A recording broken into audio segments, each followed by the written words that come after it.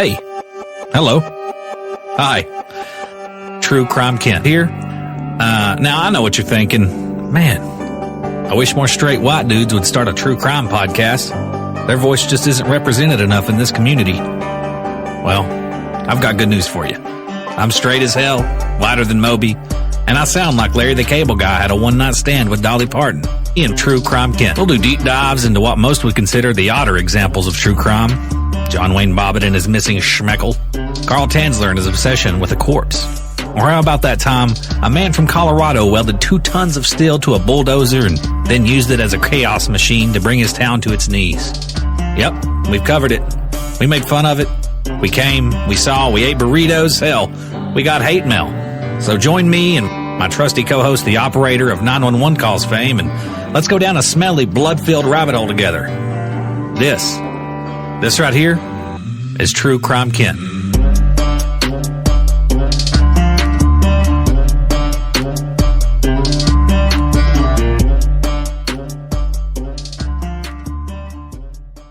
Hey Jim, Vince Neal here. Hey buddy, have a Miley Christmas and a happy crew year. And 2020 is a all new beginning. So keep rocking.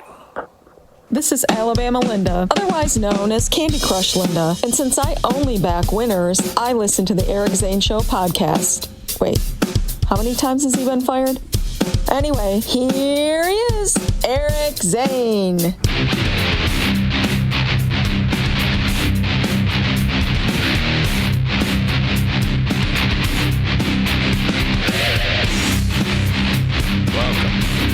Welcome. Got an email. Eric, what are you writing? What are you writing right now? Actually, people say, hey, when the show starts, Eric saying, it looks like sometimes you're writing things down. Yeah. Well, the things pop into my brain that I'm like, oh my God, I've got to mention that. I didn't even think of that. And then it's for some reason when the show started and I think of it.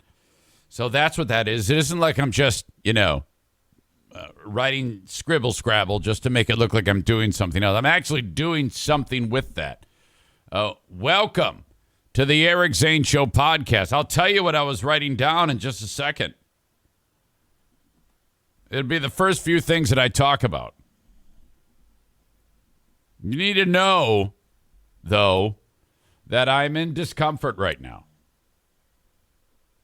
I don't feel great. My body is betraying me. And that's not good. Man, and I knew it too. I'm laying in bed. And I'm like, oh no. I forgot to take my Metamucil. You're so old and gross. And I'm like, oh, fuck, I don't want to get up. I don't want to do it. So I didn't. And now everything's just slow. Everything's just everything's messed up. It's a bad night. During the day yesterday, I had a little extra time, and I made the mistake of laying down and taking a break. And I never do this. Let's get up at 6:20 and go until it's time to go to bed. There's no naps. If you get up as late as I do, no. You don't get a nap.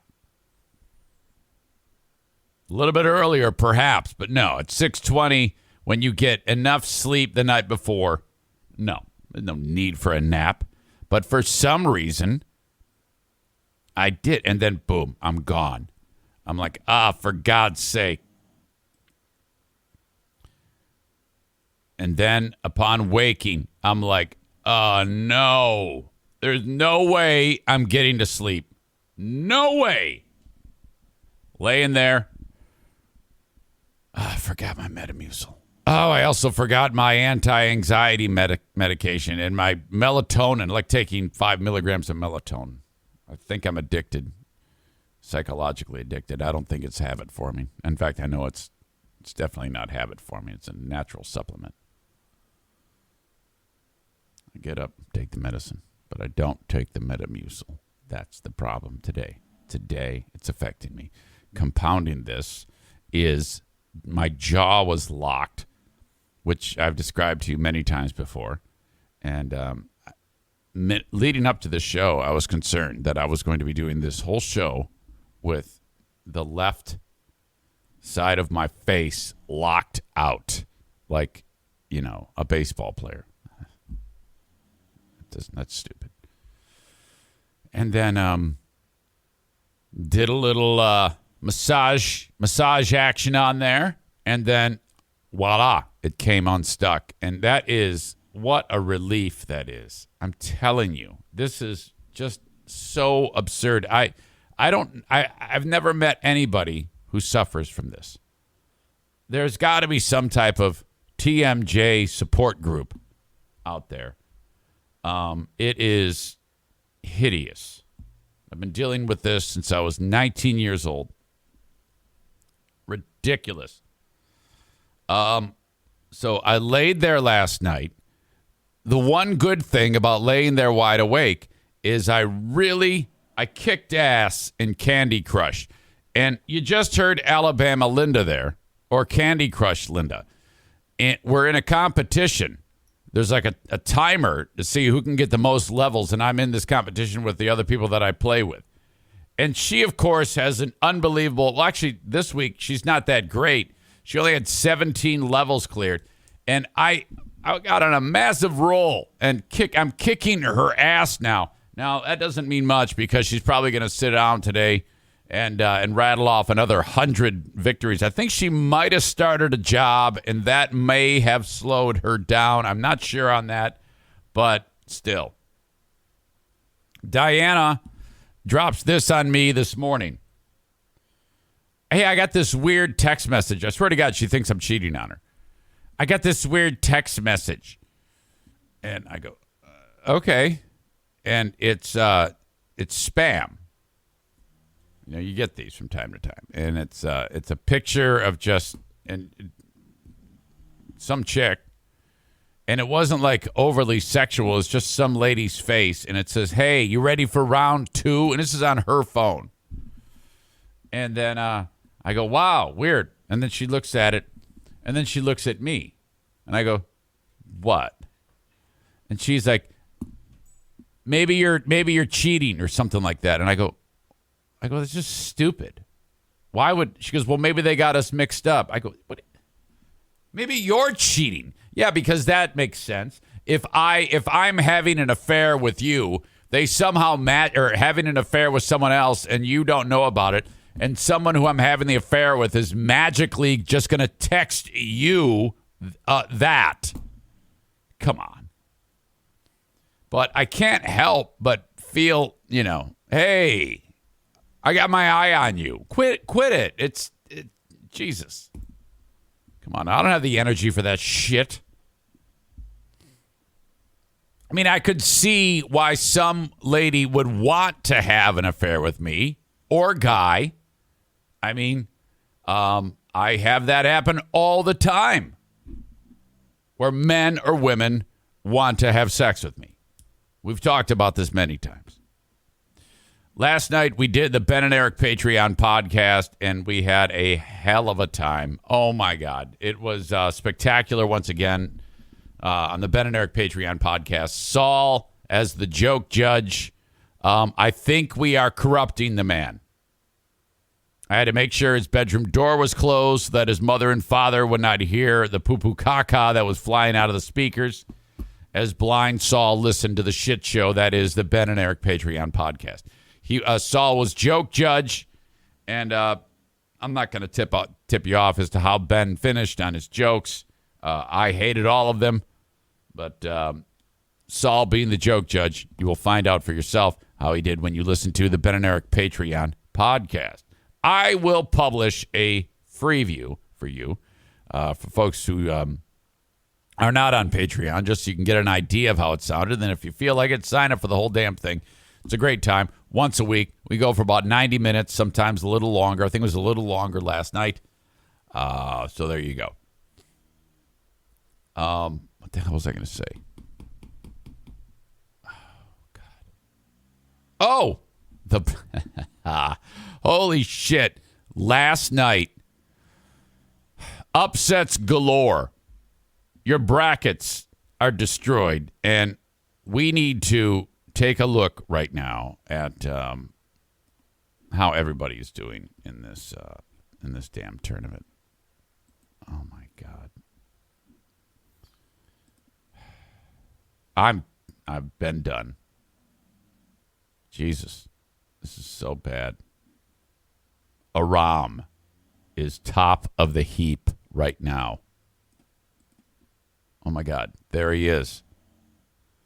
He's got Duke to win it all. Now, but then this person, D-Man, whoever that is, also picked Duke. But the way it lays out for these two, the most Aram can get for points is 1480, and the most that D-Man can get is 1440. 1480 and 1440. I think these two, it's down to these two. So I think that there can still be a change in the standings, but it's pretty much Aram and D-Man 5472 as this winds up. Pretty great. In fact, let me take a little peek at Aram here on his actual bracket. Now, everybody sucks.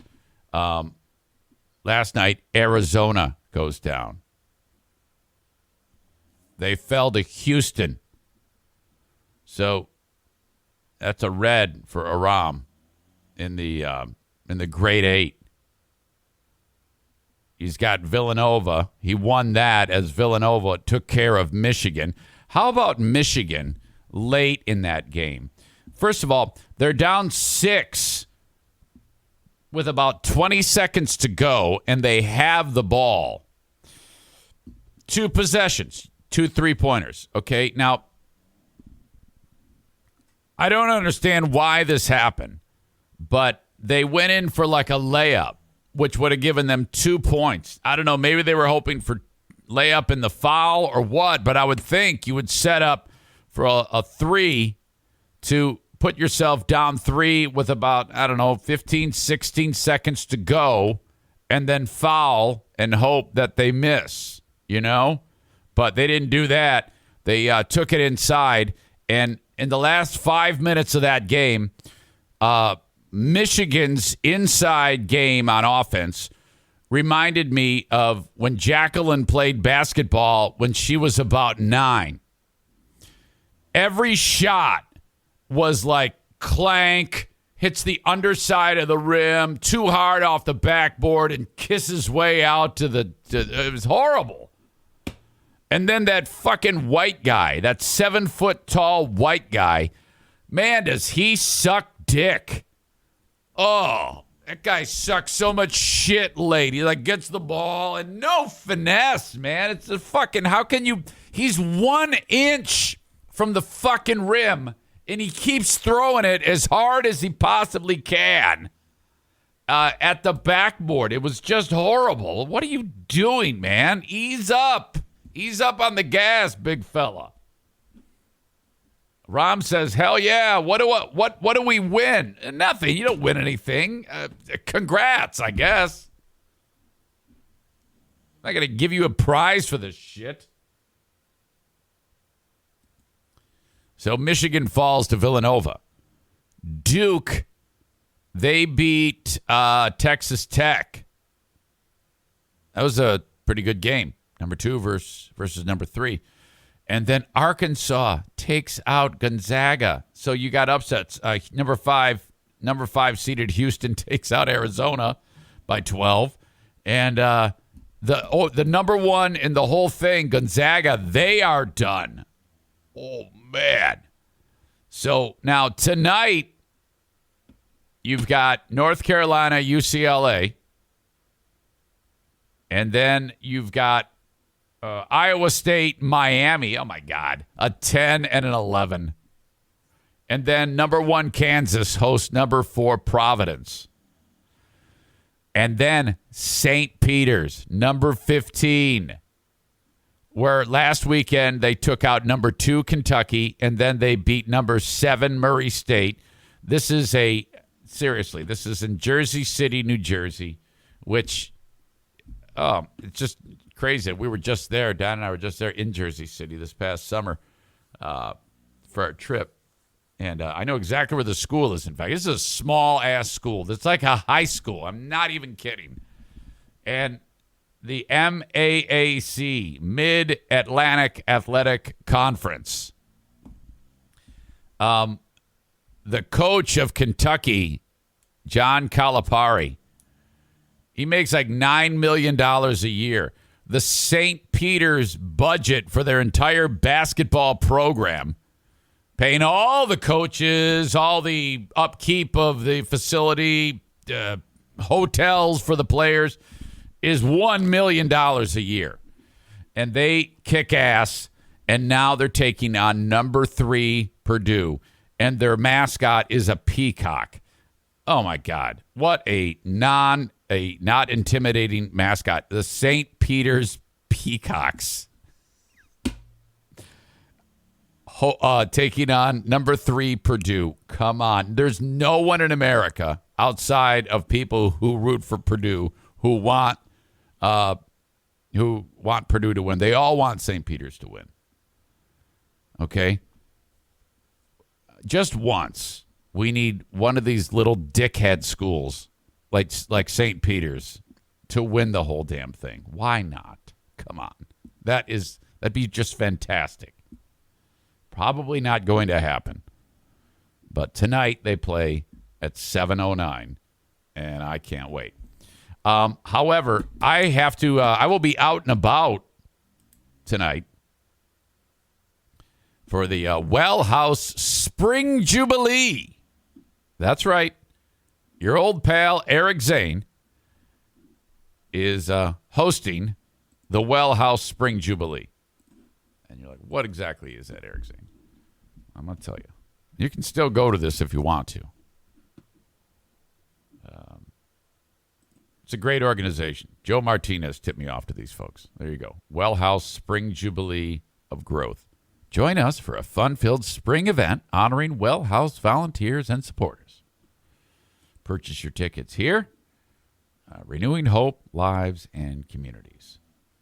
And talked about this earlier this week. This is a terrific nonprofit charity where they take donations from the private sector for events like this. Like it costs $65 for tonight's event. You get the dinner, the show, the whole damn deal. They're going to ask you to give money too, but just know that the $65 you're spending on this damn thing, I shouldn't say damn thing, on this thing, goes towards charity. So that's a donation in itself. They own 14 houses right now that underprivileged folks live in instead of shelters.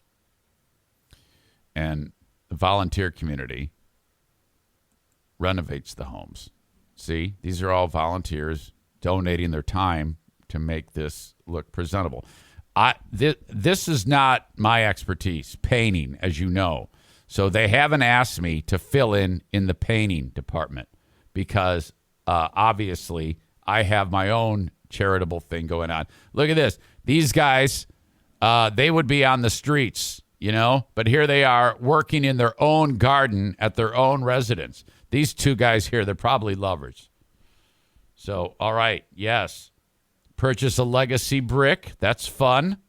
All right, so off you go. And they want, in the year 2022, to go from 14 houses to 22 houses. So that's what's going on. And I got introduced to them by my pal Joe Martinez, who volunteers his time, of course, to service the heating and cooling portions of these homes to make sure that they're running appropriately and safely. Now, I can't do any of that, but I can host. So I am the lucky soul who gets to MC tonight. So the Queen of the Forest and I are going to get our church clothes on and go hang out at the Spring Jubilee. It is at the Embassy Suites Hotel in Grand Rapids, Michigan. Okay. I also have limo work to do this weekend.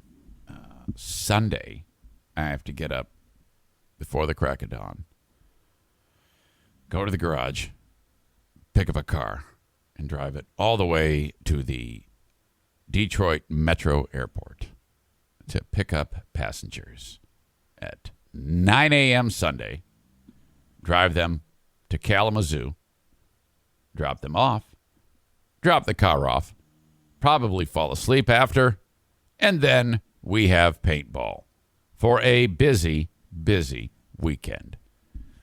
All right. Speaking of basketball, I want to share something that I missed. Thank you to Mike Ball for pointing it out to me. Arizona lost last night to Houston, but this moment happened on Sunday, just a handful of days ago, when Arizona beat TCU. This guy for Arizona, I guess, just had a nice game, and he's walking off. He wants to walk off the court, and things get a little weird when he's walking off, and now everybody is saying that this guy, whoever the fuck he is, doesn't matter, should be arrested. He takes a bow, and then they said that. Did you see it? It was they said that at the last second, he touched her boob, this girl right here. Now, I don't know if he did. She doesn't seem to flinch at all. I don't know. I think he might have just been, athletes, or maybe he's dumb and thought that if he's going to slap five with this guy over here, the other hand needs to be out too. I don't know why his hands are out. Who knows? It doesn't matter. And I don't know necessarily if he did anything. If he did touch her boob, I don't know. I'm giving this guy the benefit of the doubt. I don't think he touched her boob, but everybody is losing their shit about the dude, saying, "Oh yeah, he absolutely did touch her boob." Okay, I'm gonna look at some of the replies on this. I don't think he did, but let's see.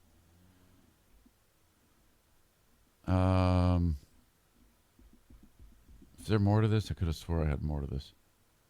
Yeah, there was all sorts of still shots of it, but it's kind of cycled through, so I don't see what they see.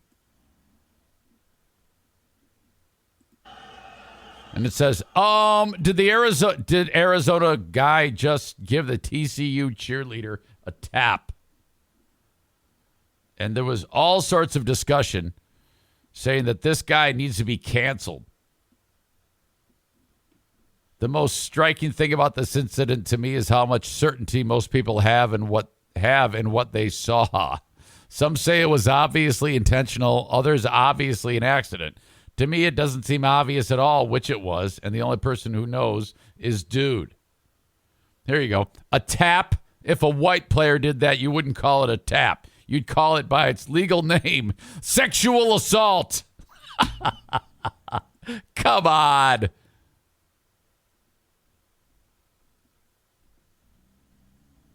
All right, there was actually people who broke it down frame by frame in this thing. The whole thing is dumb. This poor dude. No, I don't think that's what happened. So stupid.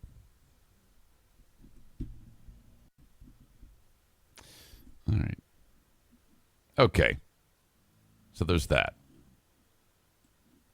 Chris says, just ask her. Melissa says she didn't react if he did. I'm pretty sure there was nothing there. All right.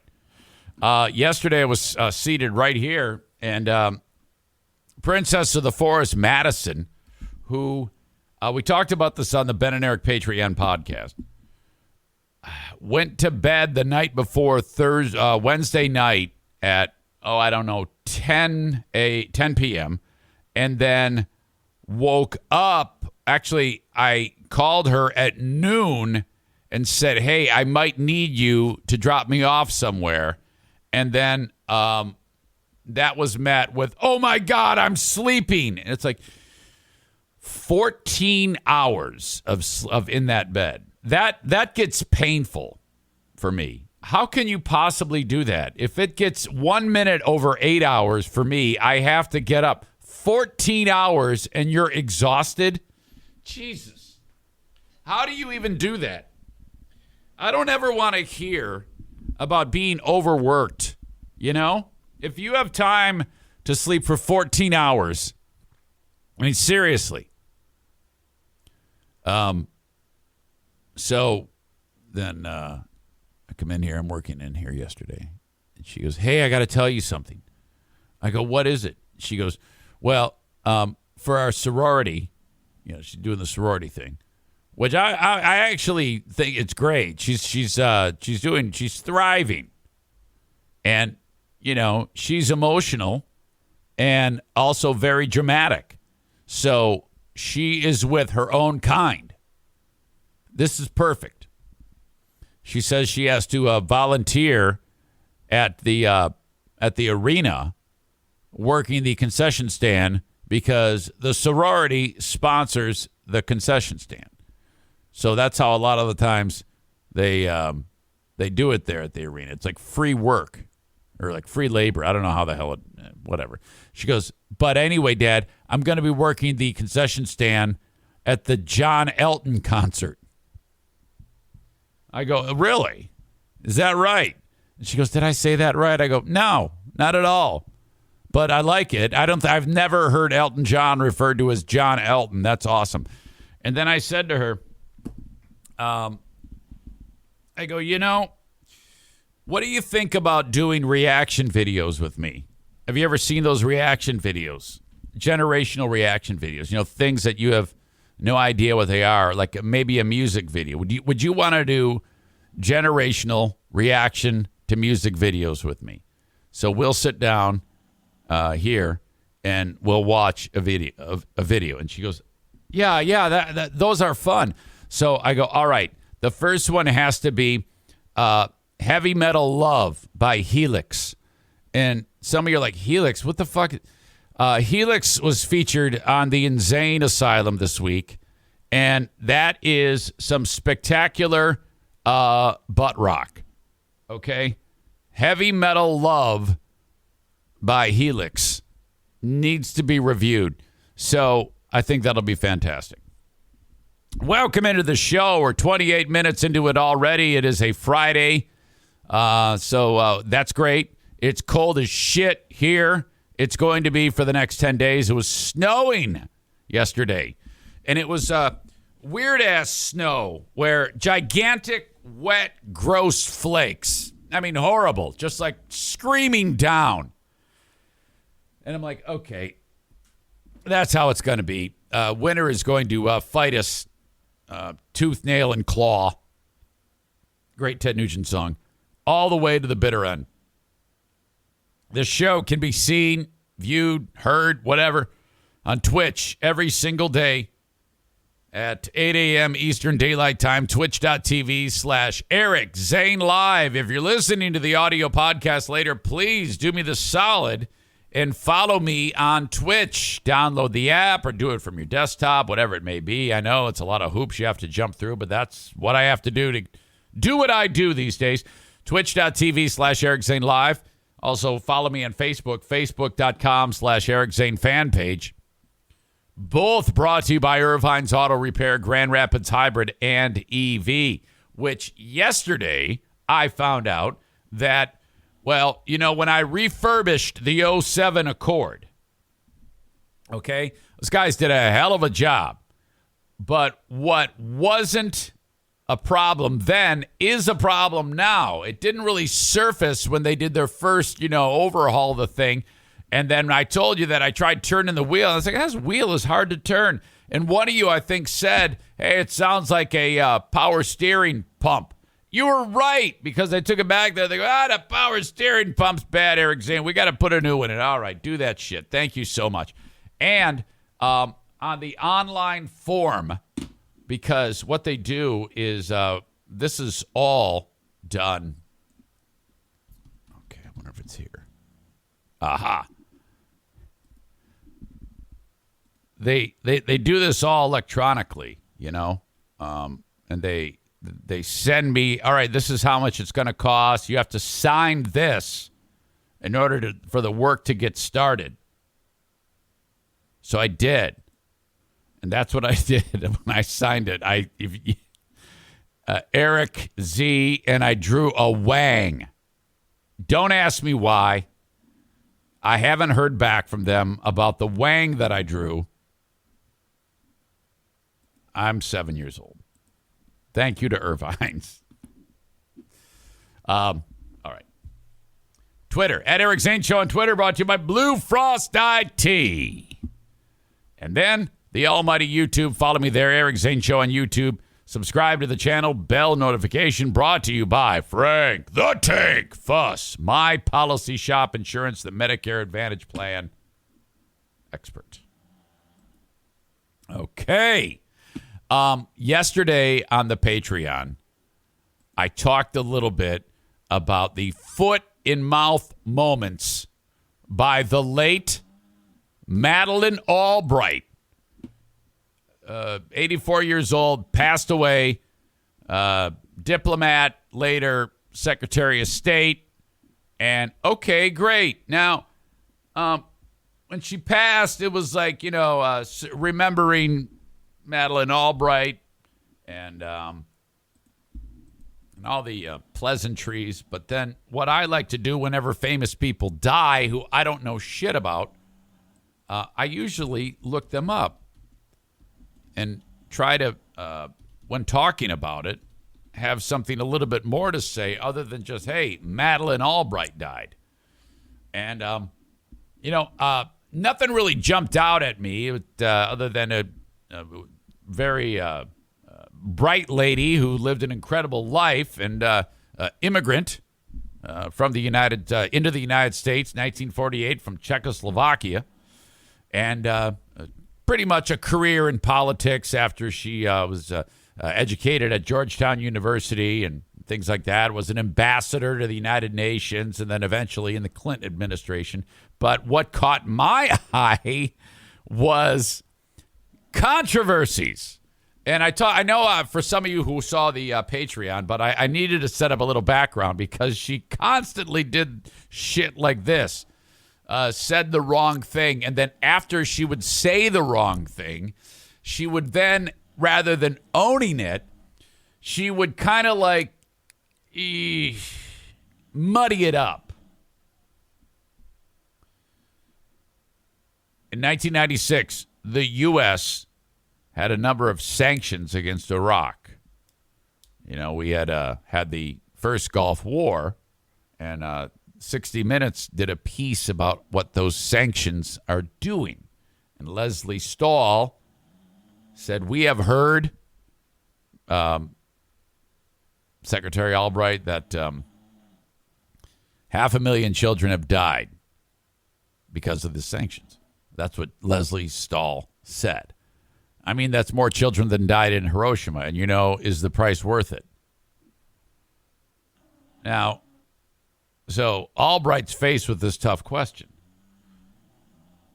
Now, there's about 1 million and one ways she could have gone with that. But instead, she said, yeah, we think the price is worth it. So she's saying, oh, yeah, 500,000 children dying is worth it. Now, she could have easily have, gotten a little bit more of a sensitive answer if she started, first of all, with saying, well, you have heard 500,000 children died. And I have no reason to doubt you, but where did you hear that from? But if that is true, there is a way to answer that. But if you answer it with, yeah, we think dead kids are worth it, everybody's going to kick your ass. And they did. So it was terrible. It was real messy. So I talked about that. What I also talked about was after she ended her career in politics, she wrote a book, and she went back to her home country of Czechoslovakia, and she was at a book signing. And I didn't have the video for this on the Patreon because I don't have the ability to share the screen, but I have it now because a bunch of Czechoslovakians who are sympathetic to Serbian victims of the Kosovo War in 1999 showed up there to protest her. Okay? So these are people that are also Czechoslovakian in Czechoslovakia who she is Czechoslovakian. So everybody's Czechoslovakian. She's at the book signing there just minding her own business. And then this group of young people come in holding up signs, and they're protesting her because of her involvement in the 1999 NATO bombing of Serbia. That was the main cause of this demonstration. So a lot of people died in that, innocent people. And so, okay, there's that. And then it was revealed that her investment firm, Albright Capital Management, was preparing to bid in the proposed privatization of Kosovo's state-owned telecom and postal company. So this looks bad, too, after, the bombing of it and NATO's involvement. And now here she is profiting off of what has happened in Kosovo. So people in Czechoslovakia are pissed off. So they approach her. Now, here's where it gets even more fantastic. Madeleine Albright, she sits quietly while people, they're like bum rushing her in this moment. Check this out, okay? Now,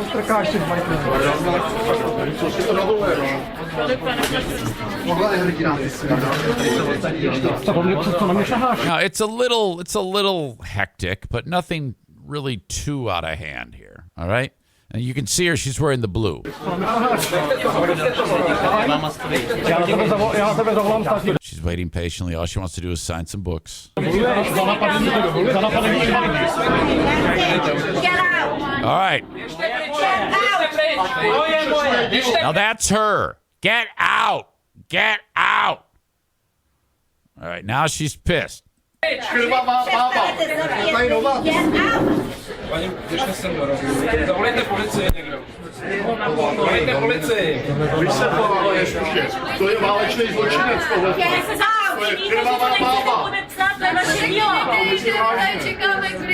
so it's a lot of noise right now. I realize that, but I'm going somewhere with this. The big moment's coming.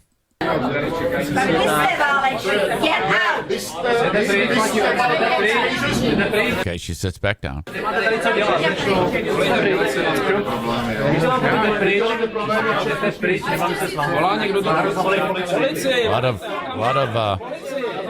lot of just murmuring. All right, now she gets up. There you go. Did you see it? Did you see it? Did you hear it? You could read her lips. You could hear it. Disgusting Serbs. Oh, no. You can't. No. What an ugly woman. Finally, she wanders over to the Curious George books at the bookstore or whatever the fuck. Oh, my God. You disgusting Serbs.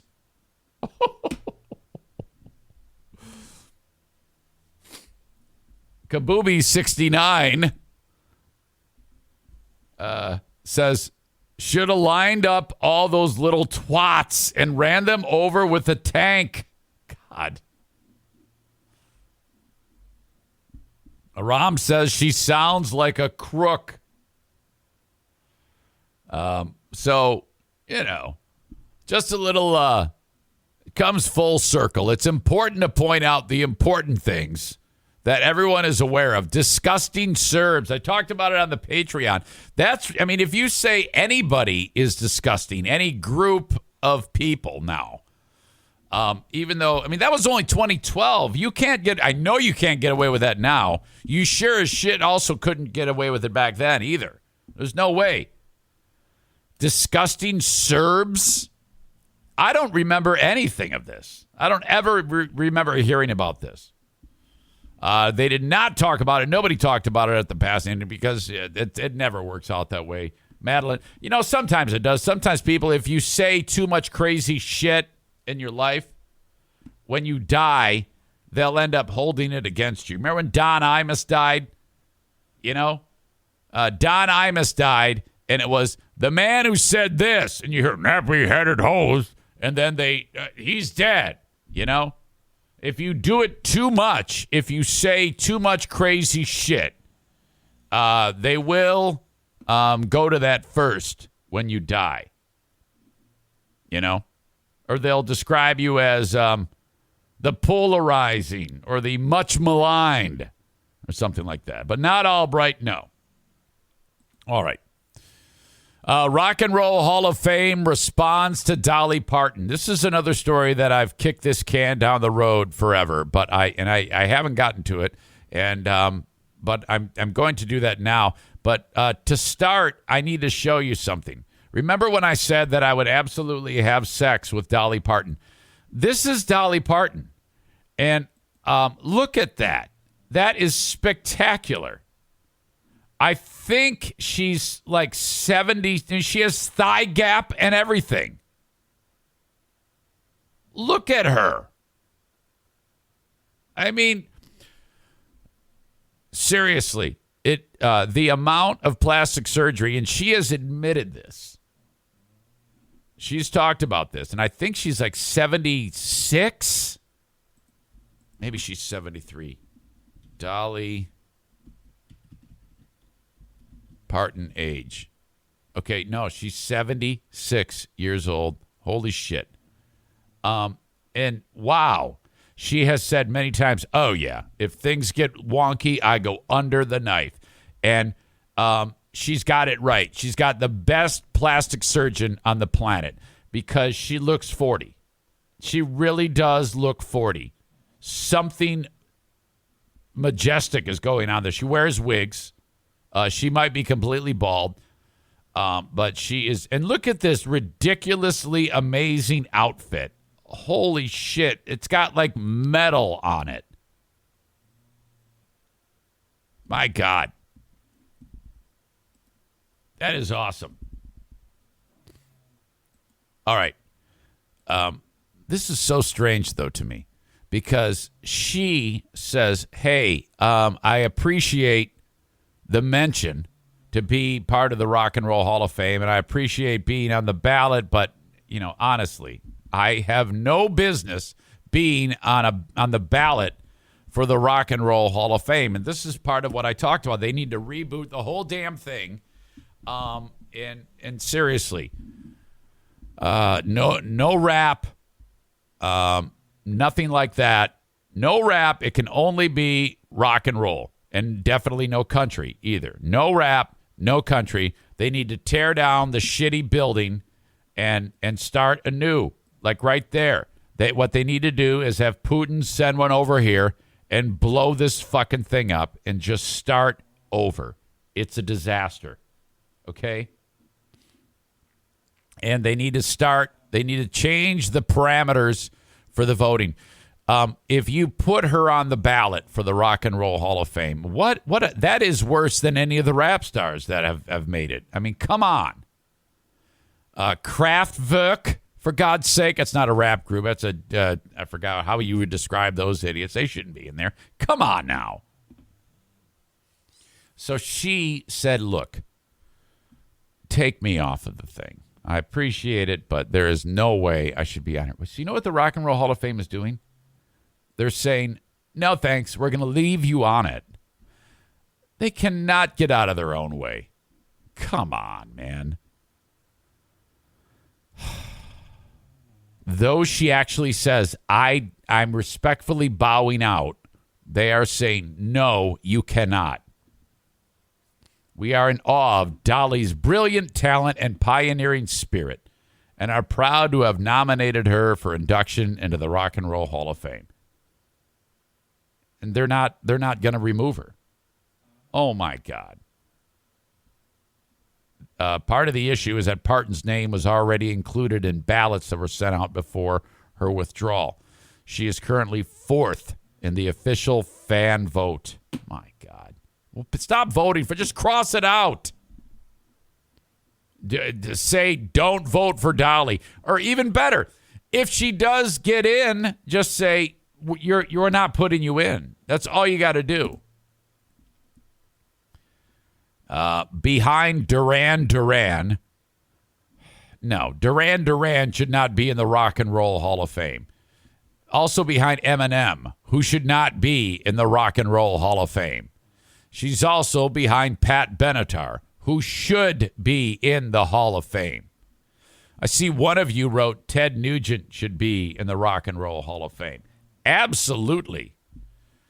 Ted's crazy, but my God, he's a force of nature. Undeniable. According to this article, so with voting well underway, it complicated matters for Parton to simply bow out, despite her believing she had not earned that right. Dolly's recommendation, along with the 16 nominees for the class of 22, was sent out earlier the month to their 1,200 general ballot voters, the majority of whom are artists themselves, for consideration for induction at our ceremony, the foundation said. All of us in the music community have seen Dolly Parton's thoughtful note expressing her feeling that she has not earned the right to be inducted into the Rock and Roll Hall of Fame, the statement said. In addition to her incredible talent as an artist, her humility is another reason Dolly is a beloved icon by millions of fans around the world. Okay, great. Other nominees: Lionel Richie, nope. Tribe Called Quest, nope. Rage Against the Machine, yep. Dionne Warwick, nope. Carly Simon, yep. Judas Priest, yes. Beck, yes. Kate Bush, yes. Devo, nope.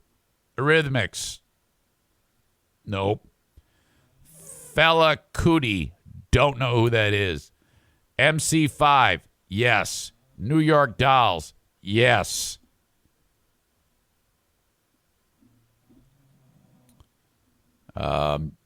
Judas Priest guitarist Richie Faulkner, appreciated it. I think it was a classy move, really.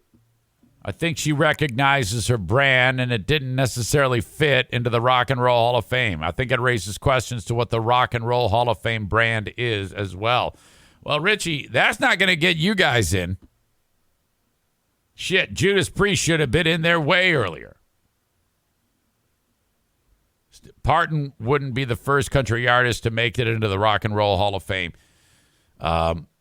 Chet Atkins and Hank Williams have all been inducted. They shouldn't be in there.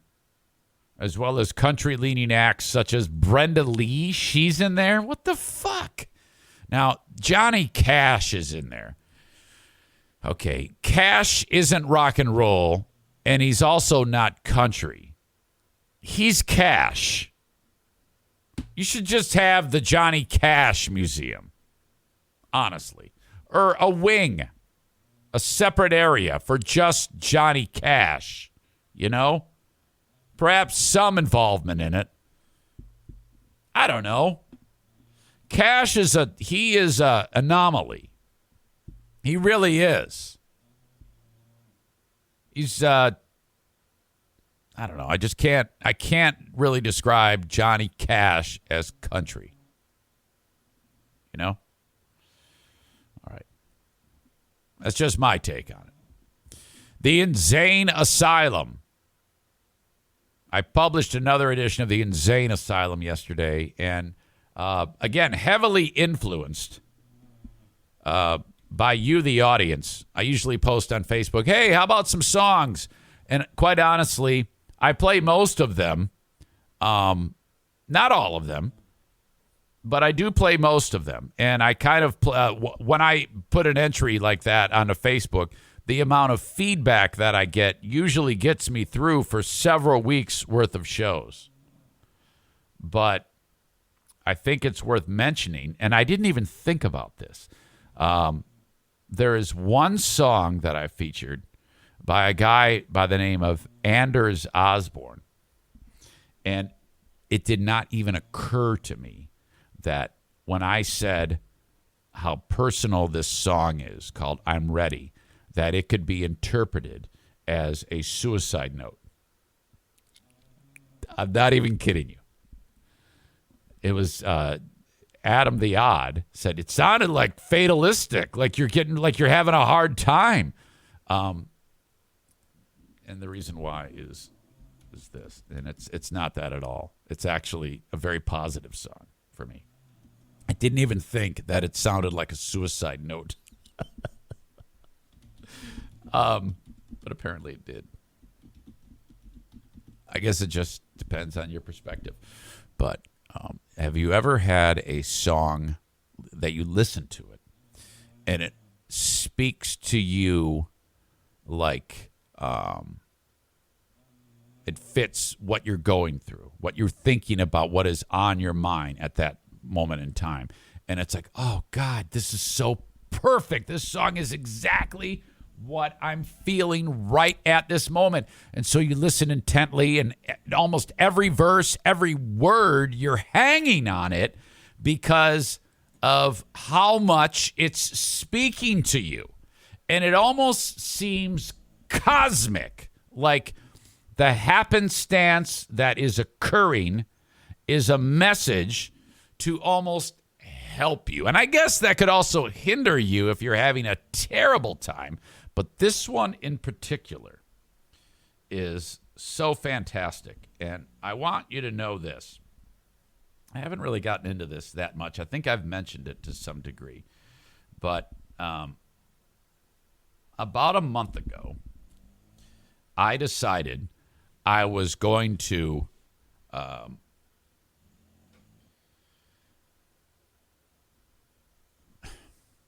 until a month ago, for the 6 years prior to that, I have been really focused on my old show, paying attention to what they say, listening. This is no surprise to you. I've referenced them quite a bit. And, and I'm not, this isn't an apology or anything like that. It's, and a lot of people attacked me and said, you're like an old girlfriend. And that is true. That is absolutely true. And I could not get over it. And I realized that I was getting very upset and angry all the time because of me going out of my way to read what they say, hear about their successes and their failures, and things like that. And one day, about a month ago, I decided I wasn't going to listen. I wasn't going to pay attention. And when you're in the habit of doing that, that's a little hard to do. You know, suddenly a good portion of your day, and I realized quickly how much of my time I was spending doing that. So after like a day, I was like, shit, man, all of this worrying about something that really has nothing to do with me is eating a lot of my time, and it's taking my energy, and it gets into my, ridiculously disturbed brain, and it just doesn't help me. And you all know this. Many people have said to me, just stop. And I couldn't. I could not. This was my mistress. I'm not even kidding you. This was my drug. My hatred, my anger was consuming me. So one day, I said, I'm just not going to listen to anything. I'm not going to, because it's very easy to access their show and listen to whatever. And so I said, well, I'm not going to do that today. And then one day became two. And then not only that, but I stopped paying attention to anything that was on the online sources like Reddit and their Facebook page, and nothing. I haven't done anything. Not a one thing. And one day became two days became 5, became 10. And I haven't. And I have figured out finally, after 6 years, how much time and energy I have wasted doing that, and how much I don't really think about it. I used to have so many dreams, actual dreams when I slept about that whole scenario with them, so it's haunting my sleep, and it's all me. I'm creating all of this, but I didn't know it. After stopping paying attention, I started to feel better. Now, you may not notice it because I still yell at you, but that's another thing. But anyway, my point in all of this is, then last week, I hear this song by Anders Osborne, you've never heard of, called I'm Ready. I'm not going to play it for you, but I am going to read you the lyrics because they just jumped off of the page and from the device I was listening to it on into my head. I was like, holy shit, I can't believe it after all, because this is like weeks into my little new way of thinking. And I haven't done this. It's been 6 years, more than 6 years, of, as you have described, living rent-free in my head, and that's 100% true. Now I don't think about it so much. I'm like, oh, thank God. This is so free. This is perfect. And so the song, Adam the Odd heard it, and he goes, this sounds like you're getting ready to kill yourself, or he said something to that effect yesterday on the Ben and Eric Patreon podcast. I go, oh, no. It's actually a very, very positive song. It's fantastic. So he wrote, Osborne, I'm ready to leave this behind. I already feel so much better. Tomorrow and yesterday's perfectly fine. I'm ready to live my forever. I won't forget. No, I won't forget. Oh, no, the people I met, don't you know? This is the most important line right here, because the whole thing speaks to me, but this set of lyrics was the most direct. Some piss me off. Okay, I won't forget. No, I won't forget. Oh, no, the people I met, don't you know? Some piss me off so bad that I nearly forgot what I had. Oh, my God. That's it. And then it repeats what it said earlier. Yeah, I found a way. The trouble I had, all gone. Yeah, I found a way to move on. I hadn't done that. I had not done that, and I was more than happy to be pissed off and miserable. Now, this has nothing to do with, I want to be friends. No. Fuck them. I don't give a fuck. It just means I don't give a shit anymore. Finally, I don't give a shit anymore. Oh, my God.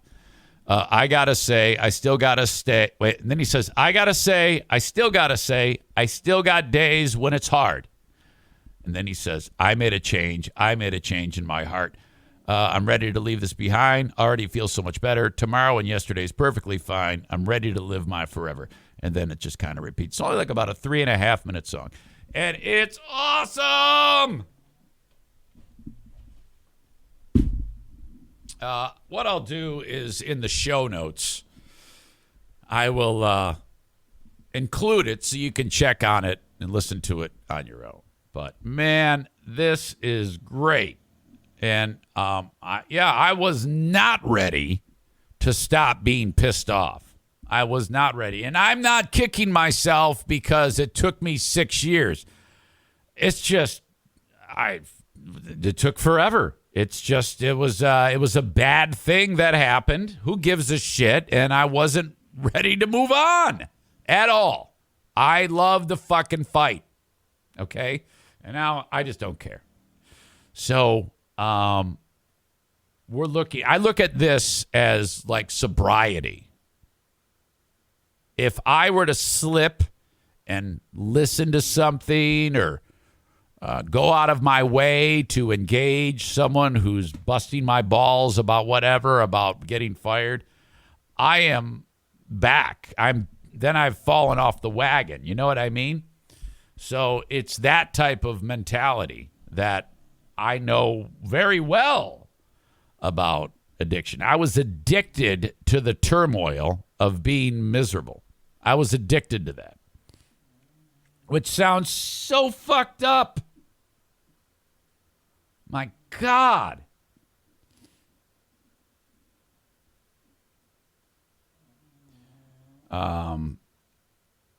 Alyssa says, good looking out, though, Adam. Yeah, really was. But that song is great to me, Adam. There was nothing negative about that, buddy. Great gabagool. Zane, if you want to use a whole segment, play Santana's Soul Sacrifice live from Tanglewood. Kills. About 13 minutes. One of my favorite go-to songs. I could play that on the Insane Asylum. Melissa says, look at you growing right up on us. Kate says, have said it before, you have an addictive personality. Yeah, I know. Plenty of, I guess I'm addicted now to going out of my way to having zero type of influence from that whole point in my past. Yeah. All right. Seems to work. If only I could be addicted to the basement. If only I could be addicted to getting that room done. Nick says, really proud of you, Zane. That's very introspective. Thank you, Nick. I appreciate you, little fella. Great Gabagool says you have a beautiful white ass. Yeah, I showed my actual ass yesterday on the Ben and Eric Patreon podcast. It was fantastic. It was great. I mooned the camera. Oh, yes. All right. We have churned through an hour and 1 minute of this show, and I haven't done a damn thing with my sponsors. So, well, this is rare, but I've got to get, I normally do 2 or 3, but we're going to do 5 because I'm so far behind. It has to get made up. It has to get made up somewhere. So don't you dare bounce ahead, please, if you're listening to the audio podcast, because you never know where these are going to go.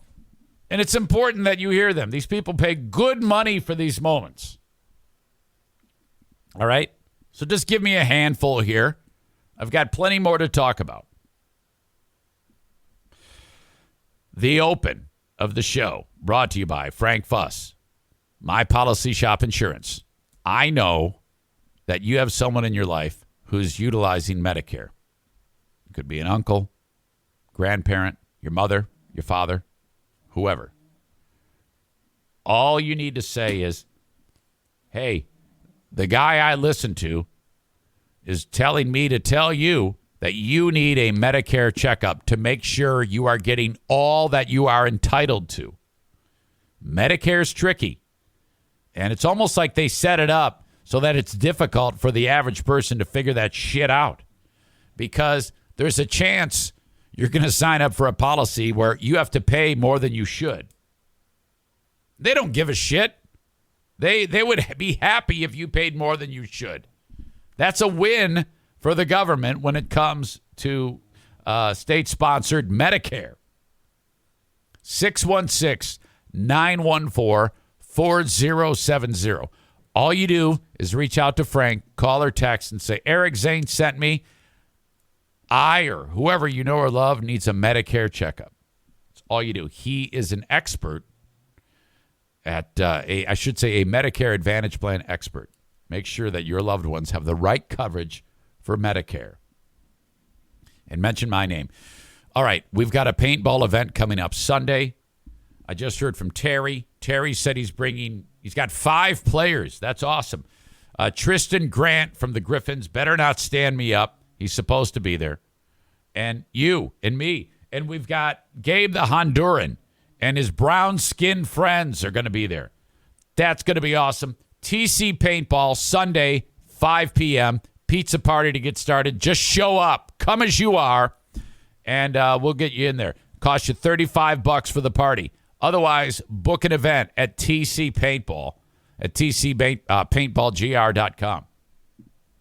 Speaking of addiction, Jay Moore is 1 year sober as of early March. Congratulations to you. That was a great chat I had with Jay. We didn't even talk comedy. Well, we did a little bit.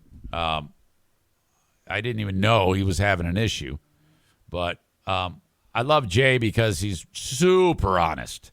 And he's taken all of his personal experiences and woven it into a fantastic comedy show. 2 shows tonight, 2 shows tomorrow, Grand Rapids Comedy Club. Get your tickets at fullhousecomedy.com. Some of those shows may have sold out, but still, check it out. Go see Jay Moore tonight or tomorrow. Fullhousecomedy.com. I already talked about my pals at Irvine's Auto Repair, Grand Rapids Hybrid, and EV. Keeping that old sled, that 07 Accord, running in tip-top condition. My son kind of like when I got that car back from him to give to Madison, we were kind of like shuffling cars in the household. He goes, "Oh yeah, all it needs is an oil change, maybe some brakes." Hey y'all, if you're looking for a place where you feel seen, heard, and understood, then look no further.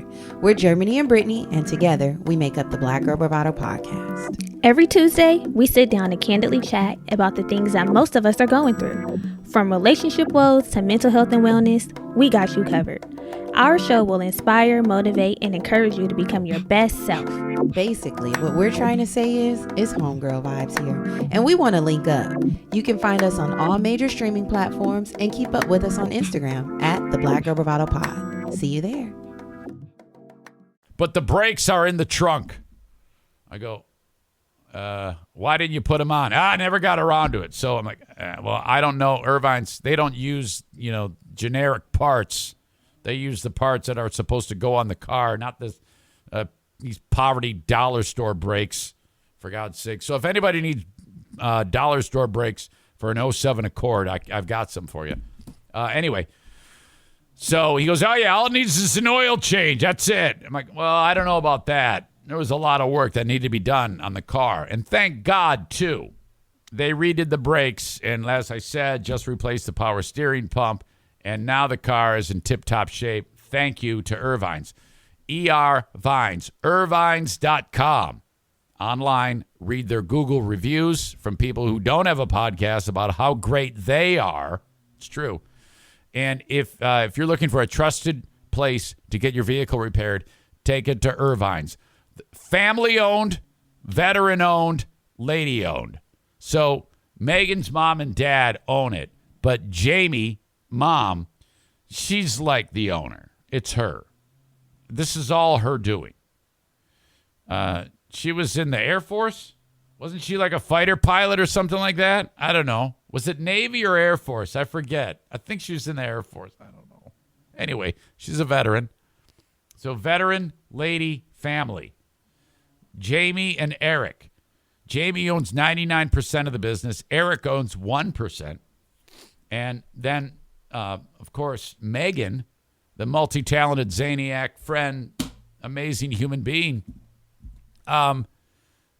She's there taking care of all the loose ends so that the mom and dad can go on vacations. Not really.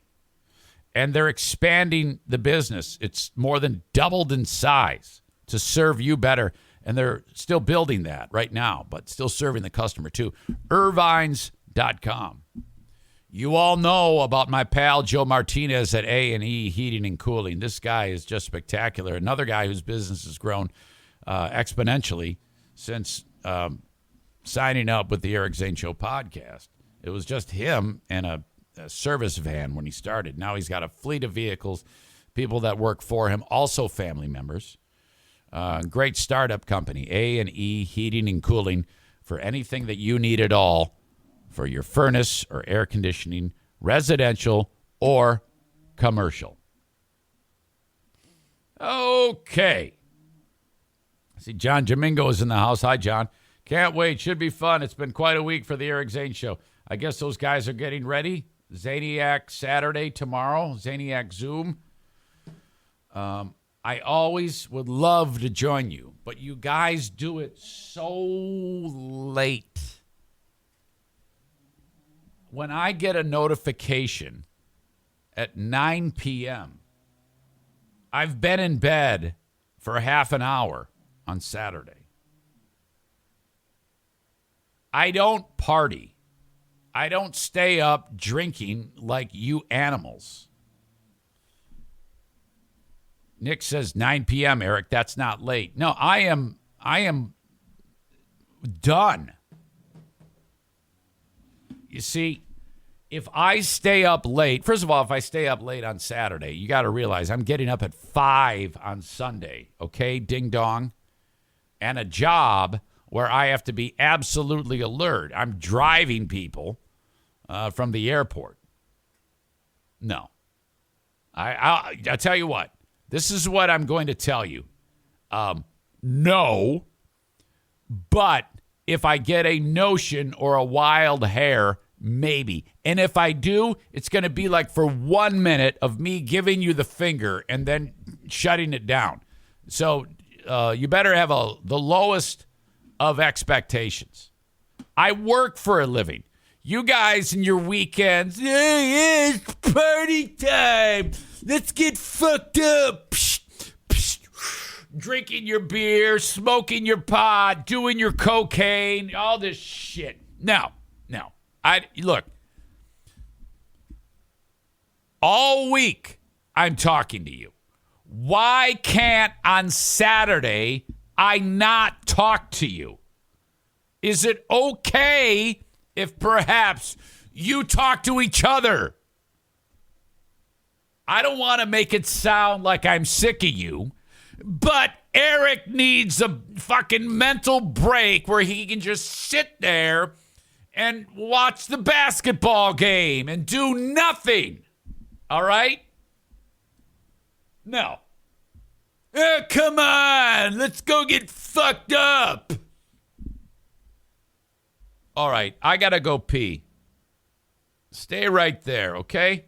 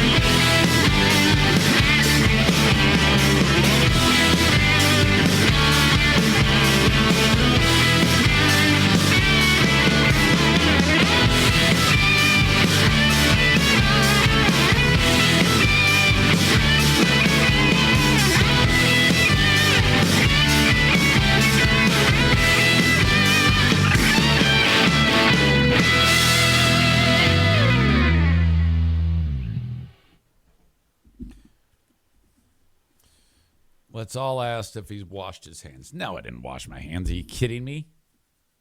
No.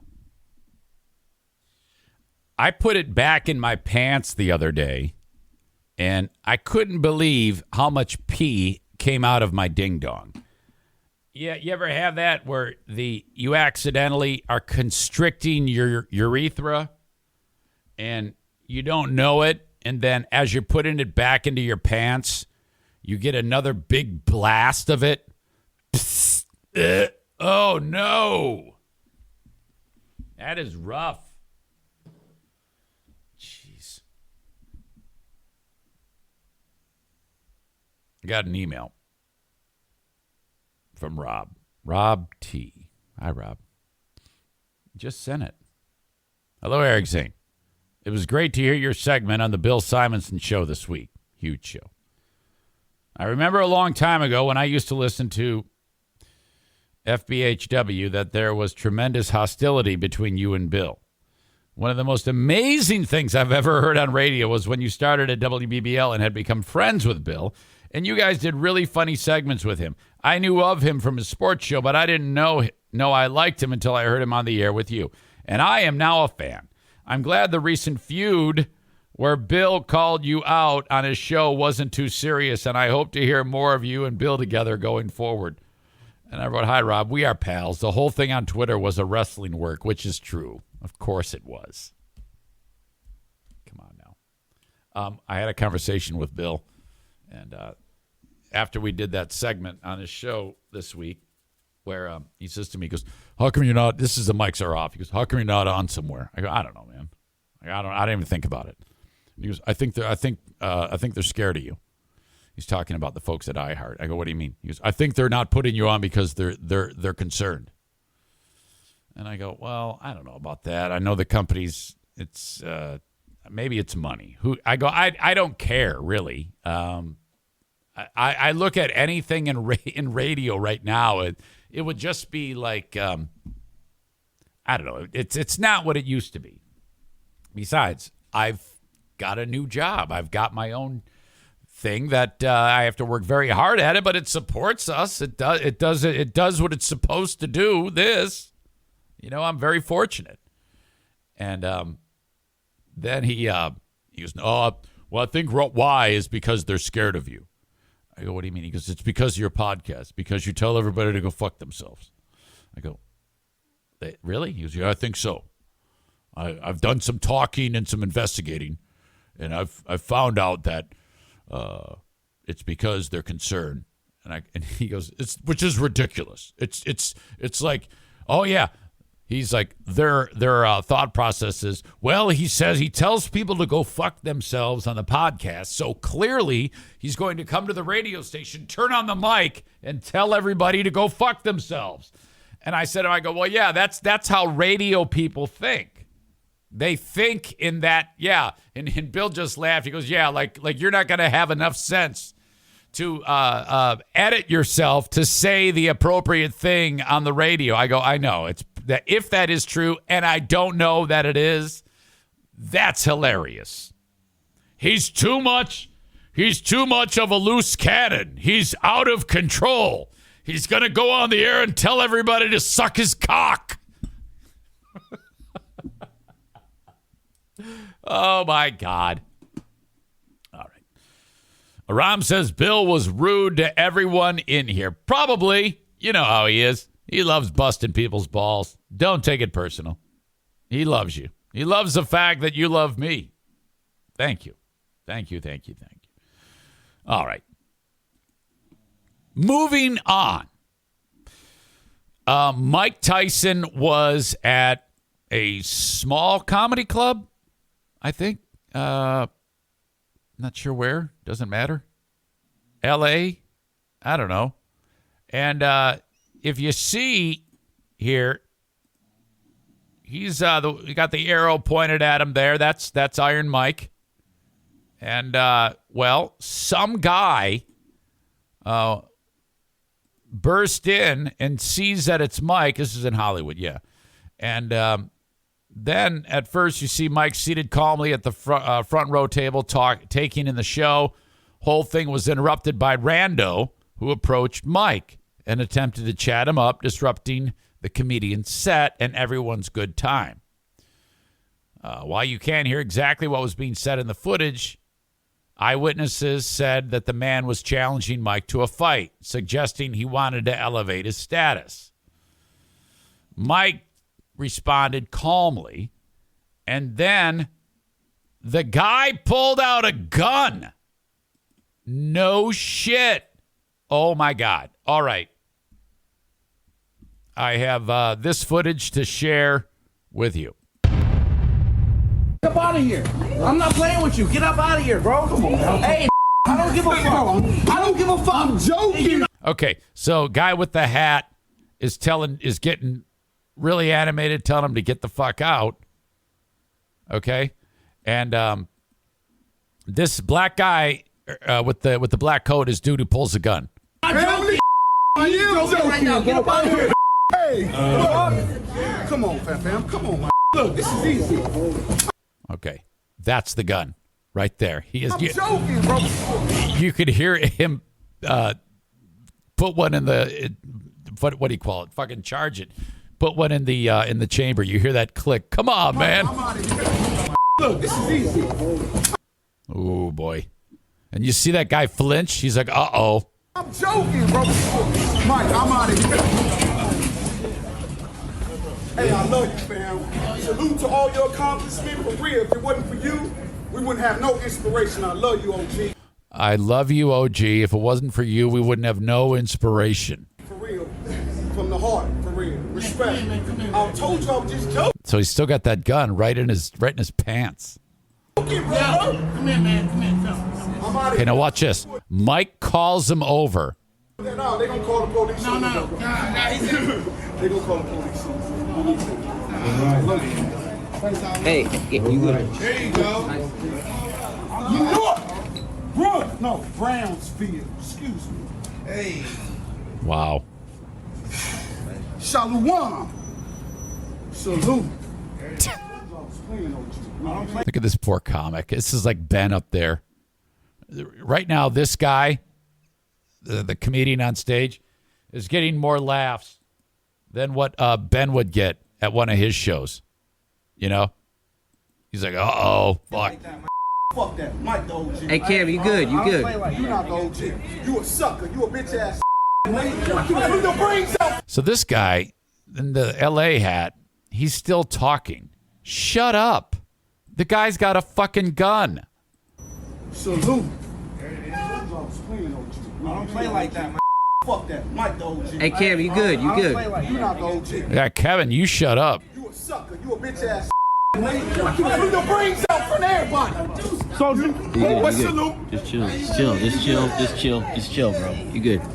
Hey, you did good. Just let Oh, boy. He on cloud. He on cloud. Look at Tyson. Hey, thank you, Mike. Give it up for Mike fucking Tyson. Oh, God. Fuck. I'm getting the fuck out of there. Holy shit, this guy's brandishing in a public place. Holy fuck. Woo!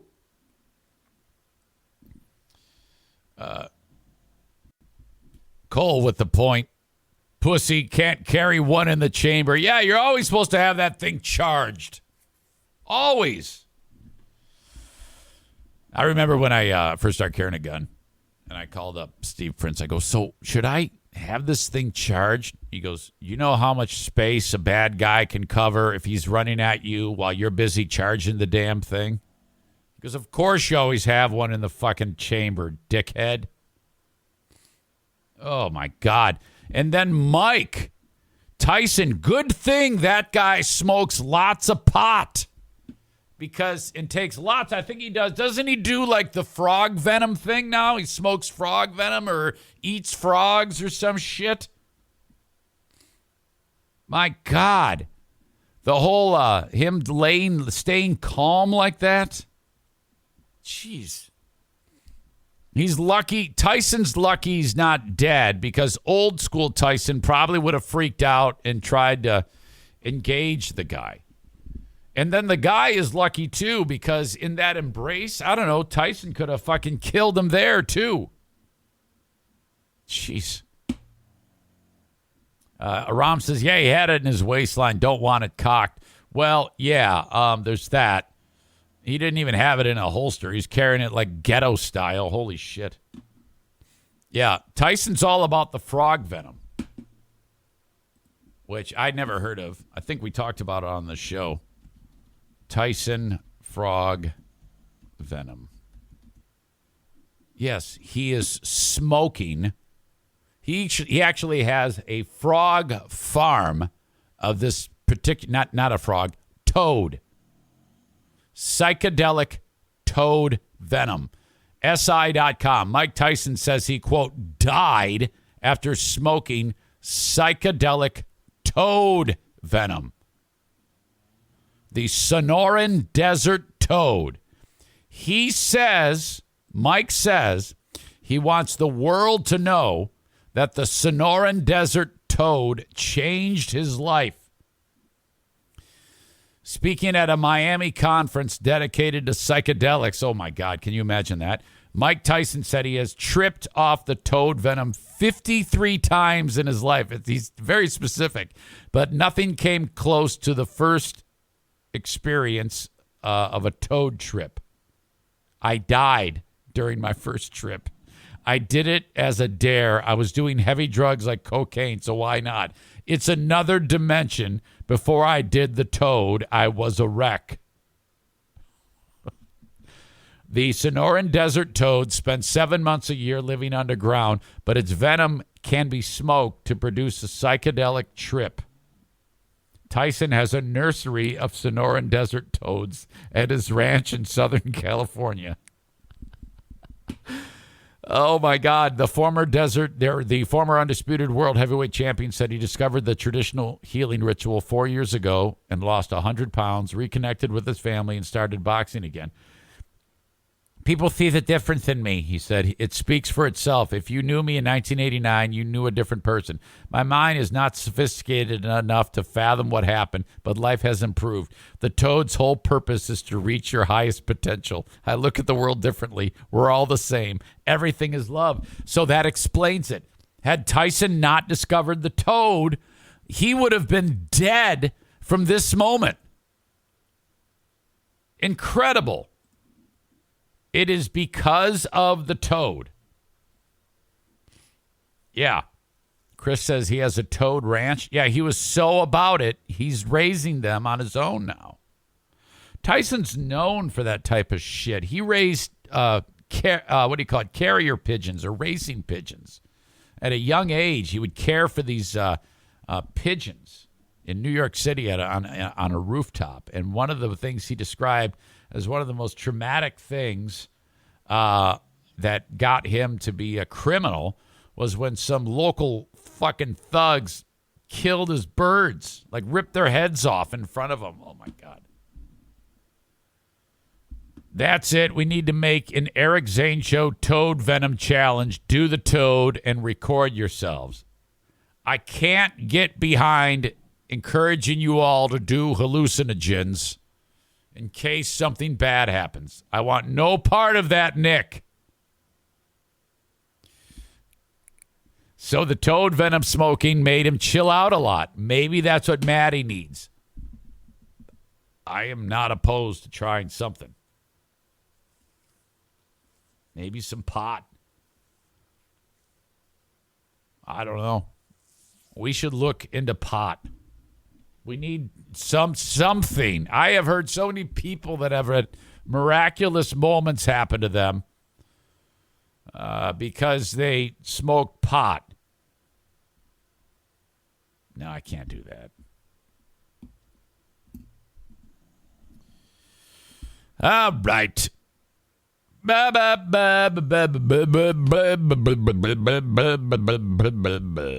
All right.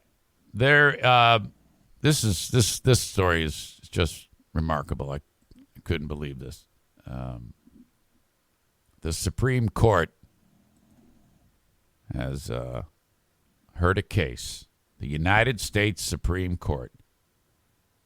By the way, did you hear the story about Clarence Thomas's wife? I didn't know that, first of all, I didn't know that Clarence Thomas was married to a white chick. Virginia Thomas. This crazy bitch text reveal wife of Clarence Thomas urged the 2020 election overturn. Oh,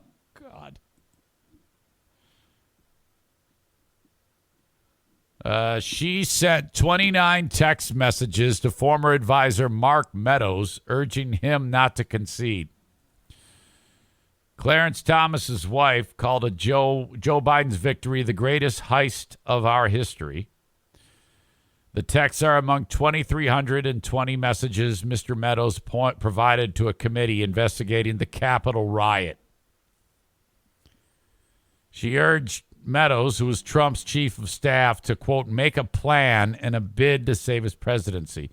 Do not concede. It takes time for the army, who is gathering, for his back, she wrote on the 6th of November.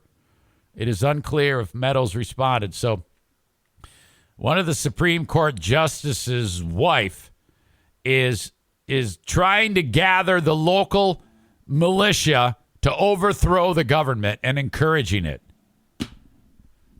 Crazy bitch also appeared to push QAnon conspiracy theories and urged Mr. Meadows to appoint Sidney Powell, a conspiracy theorist and lawyer, to head up Trump's legal team. Oh, please do that. Please have that happen one day. Wow. Thomas is the longest-serving member of the U.S. Supreme Court, having served since 1991, and is currently in the hospital with flu-like symptoms. Well, let's hope she's got COVID, because you know the dumb bitch hasn't gotten the vaccine. Hasn't obtained the shot. How stupid is that? All right. But that's not what this is about. This story is about the Supreme Court just heard a case and sided with the condemned, sided with the inmate. The Supreme Court took up a case because some idiot, some murderer, is on death row in Texas. And the guy who's being put to death said, hey, I want my religious leader to put his hands on me while I'm dying and say a prayer. Now, what you're supposed to do, this is supposed to go as far as the warden, where the warden just says, no. And then someone says, why? And then you say, because we don't do that. We run our executions one way, by the book. And just because you want your religious leader to put his or her hands on you and say a prayer as you go to hell, too bad. Tough shit. That's the way it goes. That's the law. Those are the rules. Goodbye. Of all the cases for the U.S. Supreme Court to take up, why are they taking up this one? Because they're saying his religious freedoms are violated, and they ruled by an 8-1 opinion written by Chief Justice Roberts that disallowing John Ramirez's request was an unnecessary burden to a religious exercise. Crazily enough, the lone dissenter was Clarence Thomas, who I agree with in this case. So, yes, his wife's a crazy bitch, and he is right in dissenting. You should not allow this to happen. Those are the rules, and you shouldn't even hear this case. You know, the Supreme Court, they have to decide whether they're even going to hear it. There's a limited number of cases that they take, and this is the last stop.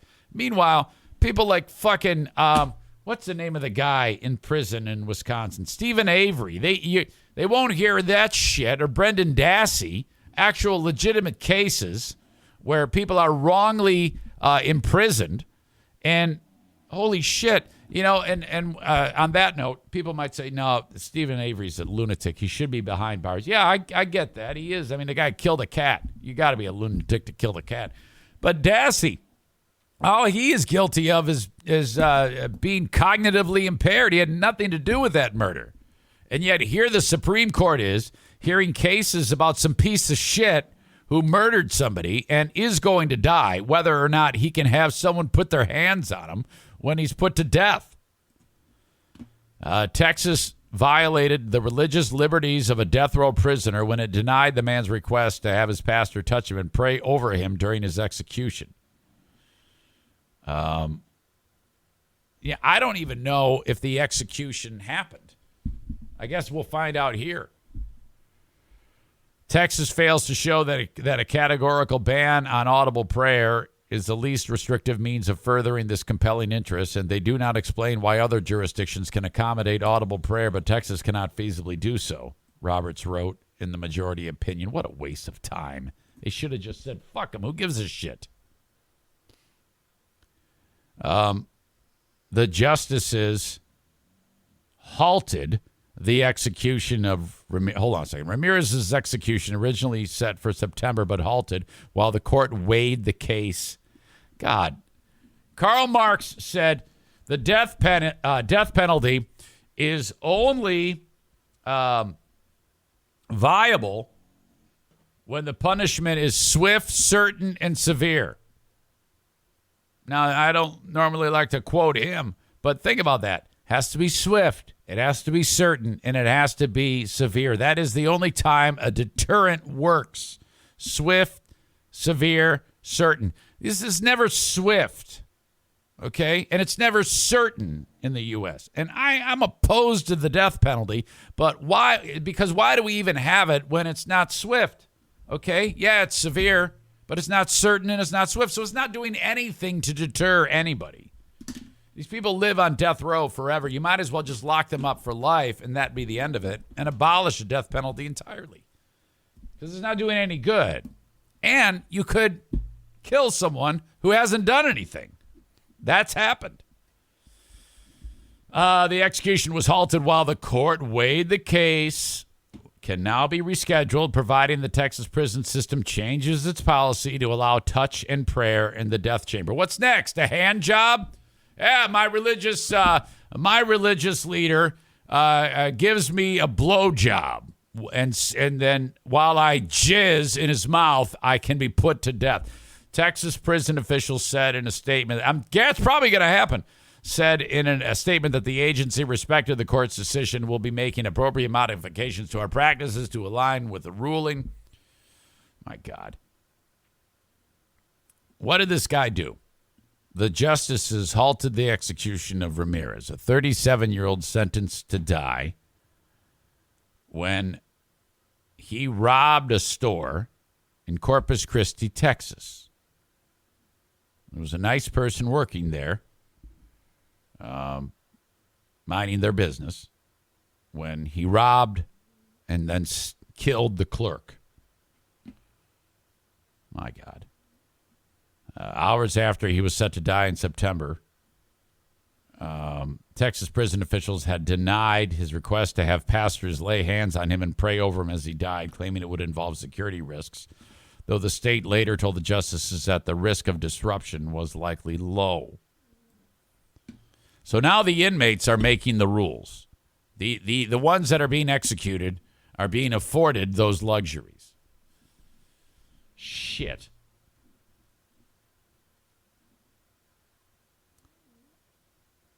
It talks a little bit more about Texas's procedure for allowing religion in the execution chamber has undergone several iterations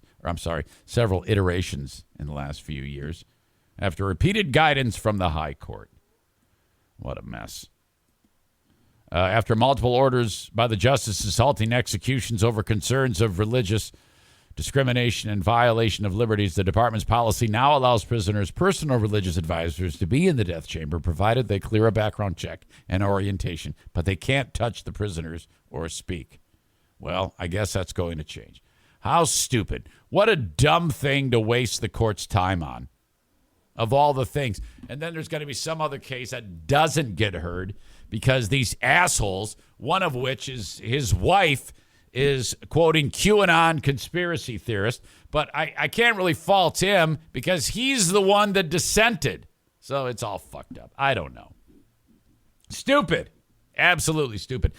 There's a hearing going on. She's had to hear, what's the name of the black chick? There's remember Biden said, I am making a black woman the next Supreme Court nominee. And Ketanji, is that her name? Ketanji? Great name, by the way. And she's like way liberal, you know? I mean, if she was on the high court and this was heard about the inmate, she would have said, we need to set this man free. We need to set him free, and he needs to get $1 million a year going forward. That's how liberal she is. She's super liberal. So that's terrible. And so, you got all the dog and pony show grilling her, but it doesn't matter because the Senate is run by the Democrats. So, and the deciding vote, I should say, is the vice president. So this all doesn't matter. It's a huge waste of time. They should have brought her in and said, okay, before we begin the hearings, are there any members of the Senate who are going to vote against her? And no hands go up, so that means there's a tie. And then President Harris, the vice president, says, well, I'm going to vote for her, so we don't even need to do any of this shit. Okay? This is another colossal waste of time. Shit. God, they waste more time in a week than what I do podcasting. It's ridiculous. I wish I had that type of time in my hands. Horrible. Shmoomer Schmab refers to her as Jumanji. I don't think her name is Jumanji. Melissa says she loves pedophiles, and that's true. She does. So, like, if you're a radio host and you get a radio job and you're working with Eric Zane, and then you put your ding-dong in a child, and then you get busted, and then if she hears the case, you're going to walk. You know?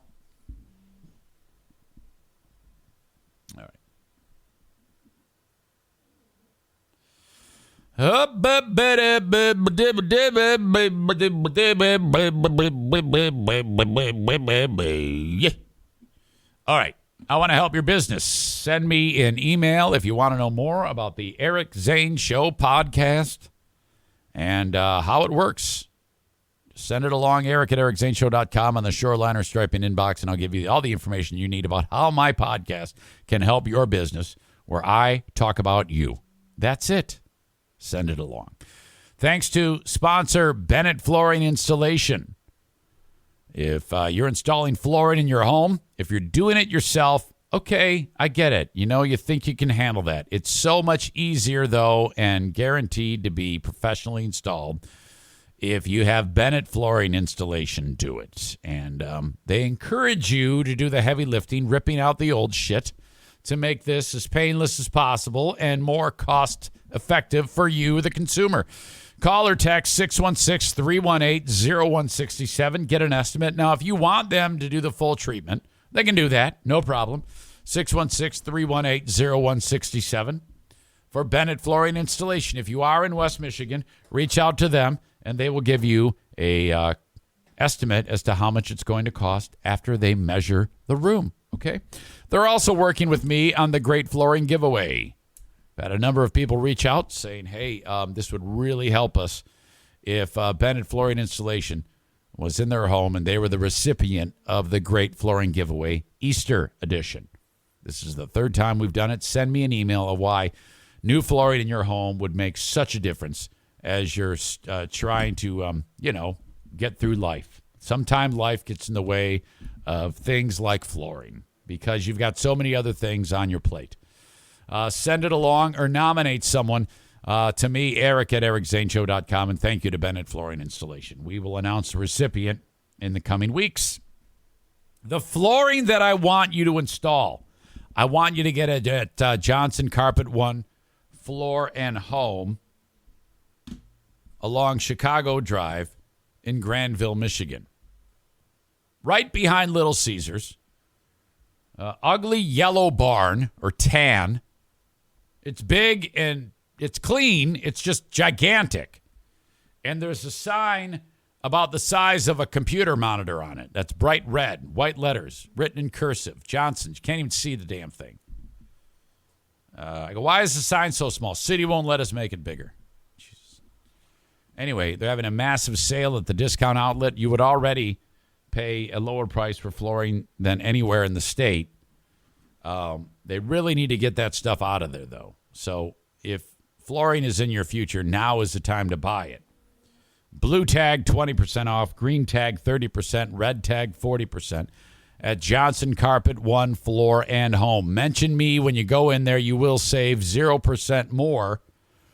Now, starting in April, you can mention my name to get 10% off. But why would you do that when you can get 20, 30, and 40% off now on carpeting, remnants, I should say, hardwood, tile, laminate, ceramic, everything on sale at Johnson Carpet, One Floor and Home discount outlet. Hang on, I need a drink.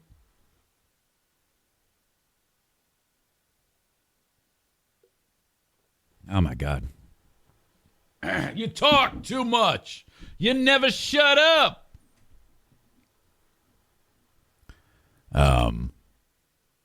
Thanks again also to Tag Accounting. The Tax Hobbit is ready for the April 18th tax deadline. You can reach out to the almighty Tax Hobbit at Tag Accounting from anywhere in the U.S. Troy Ginzer is his name. 30.6 points per game as a senior at Parma Western here in the great state of Michigan. Though only 5'0". I don't know how the hell he did that. 616-301-9516. Call and make an appointment today. Doesn't matter where you live. No, doesn't matter what state you live in. Tag Accounting can help you. Okay. The story of the gay dog. I got this story from many of you this past week. Where is the gay dog? I need to get you a picture of this gay dog. This is the gay dog.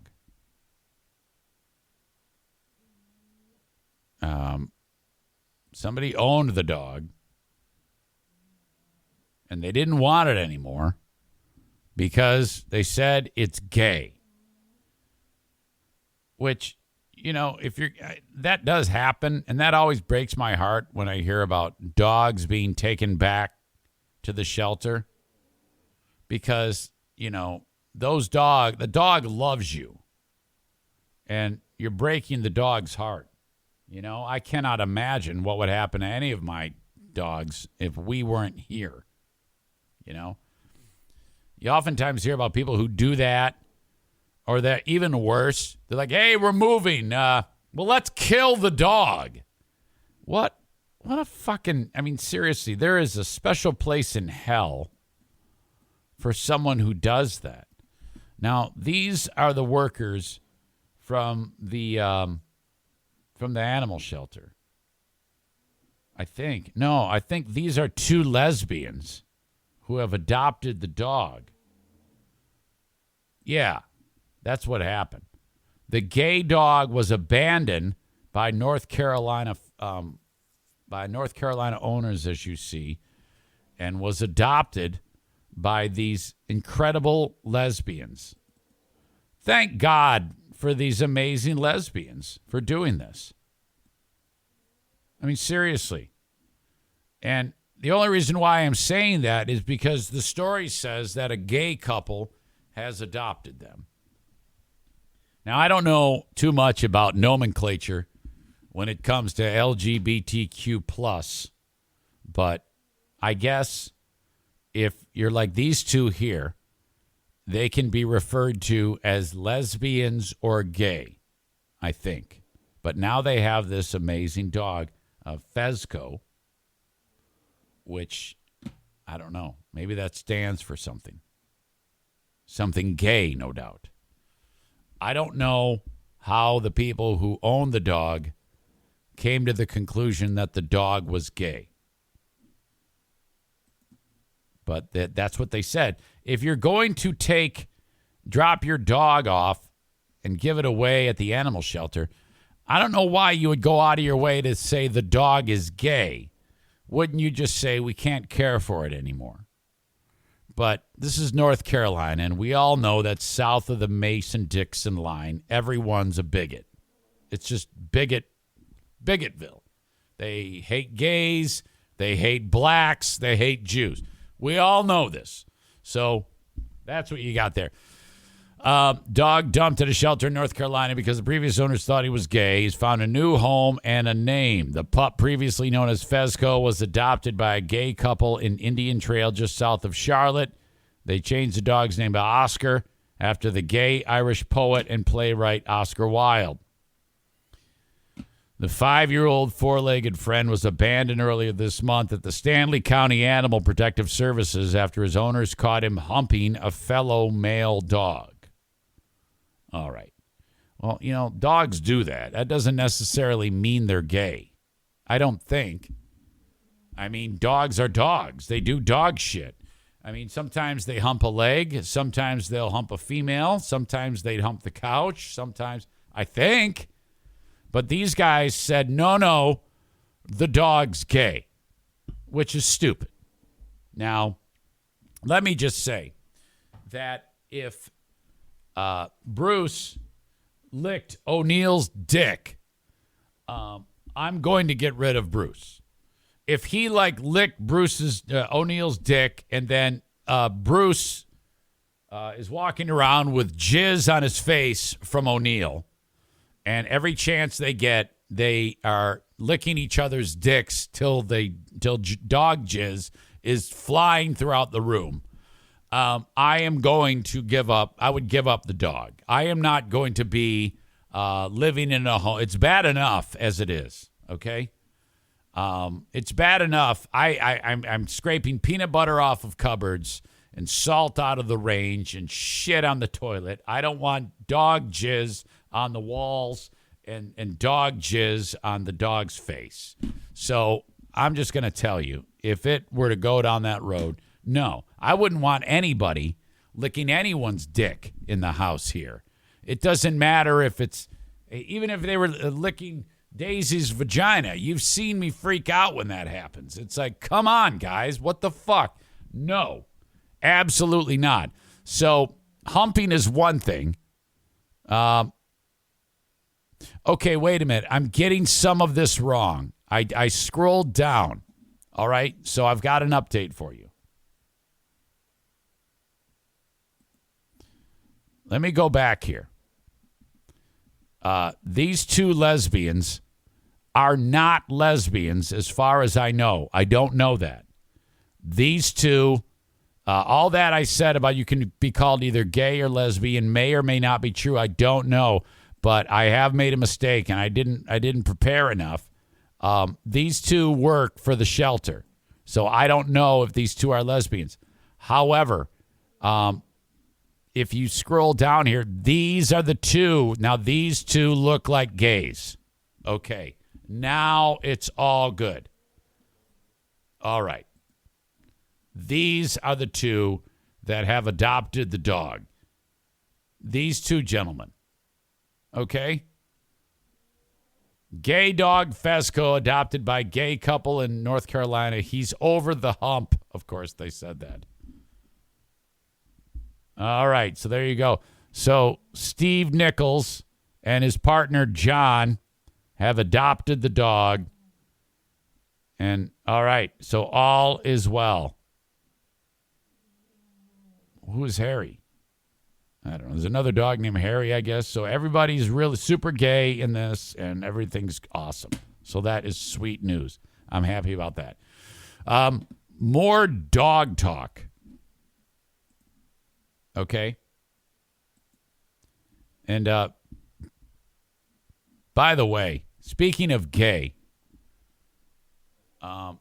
I don't know what the right terminology is, but do you remember Aaron from the Funny Girls? Okay? I am going to show this because she posted this on her Facebook. Aaron from the Funny Girls is my nemesis, as you all know. It has been a bitter war. Aaron, I found out, Stu told me that Aaron was becoming a guy. Now, I don't know that. I just know that that's what Stu told me. And I don't know if Aaron is becoming a guy. But what I do know is that Aaron got her titties cut off. And she is now very proud of that. And so she has posted this, and Pellerito grabbed the picture off Facebook. Now, Aaron spells the name Eirann. And I am reasonably sure Aaron was born a female and then changed the pronouns to we, they, or something like that. And now has dove into tit cuttage. So they're gone. And I have a picture. And I've always wondered what it looks like when you get a set of tits cut off. And I'm going to show you now.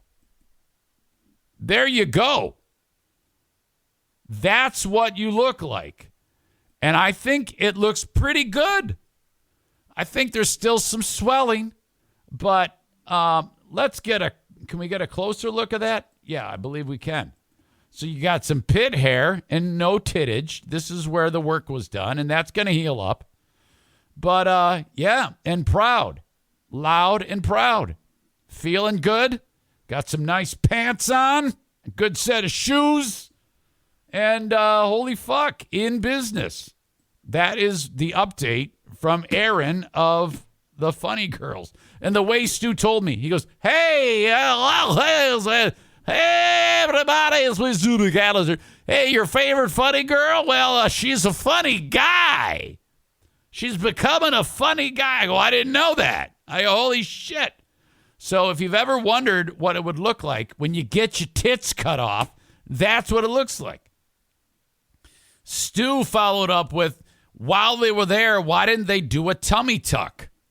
These pants are way too tight, okay? These are the type of pants I wear, okay? It's cinched too tight, and you got to hit the gym here or maybe go an extra round of plastic surgery and cover this zone up, and then you're in business. And I can still see bra straps, so that's fucked up. I would have waited on this, but this person is very bold. And by the way, Pellerito put me doing thumbs up at the bottom of it. What a fucking asshole. What the fuck? All right, so there you go. Congrats. I wonder what do they do with the tit meat when that's all said and done. Okay. Josh says, cracks me up that my screen grab has been used for evil. Yeah, you're the one who came up with that. I saw that on there. Jesus. I keep seeing my thumbs up image everywhere. Couple of assholes. Okay. You know what? I'm going to save this last story. But hold on a second here. I'm fucking this shit up. Gay dog, no. Okay, this dog. All right. You need to know. This is for the Patreon. Okay, I'm going to save this for the Patreon. This is a preview for the Patreon. If you know what happened in this story, don't tip anybody's hand. Hot chick with badass dog. Hot chick here. Everybody hates her guts. Well, I kind of hate her guts because of the chain on the dog.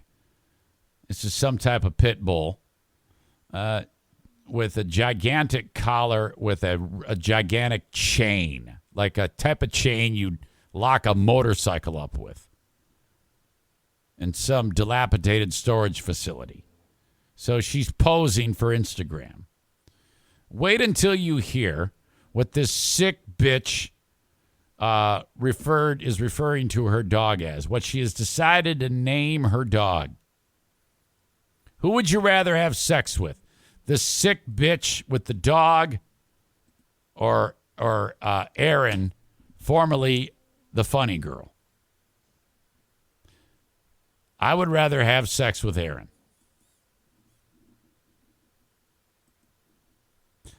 All right. Yeah, great gabagool. Don't encourage that. Someone guess what happened. You see, this is part of my existence. I can't just do my show. I can't just sit there and actually do the show. There's always someone trying to undermine me. Stop. Fuck, marry, kill. Madeleine Albright. Erin from the Funny Girls. Gretchen Whitmer. Fuck, marry, kill. Albright, Erin, and it has to be Albright when she's dead. Albright, Erin, Whitmer. I would marry Erin because it would be great content. You can't kill someone who's dead. So I'd have to kill Whitmer, which would pain me. And I would have sex with the dead Madeleine Albright. That's what I would do. Yes.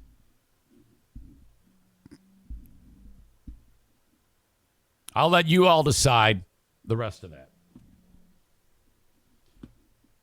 Okay. I've got the asshole of the day coming up, and I'll need your nominations. You can put them in on the chat. What do you think? More on that in a second. Wrapping up the show, though, salute to Bosco's Pub, Blue Frost IT, and Van Dyke Mortgage.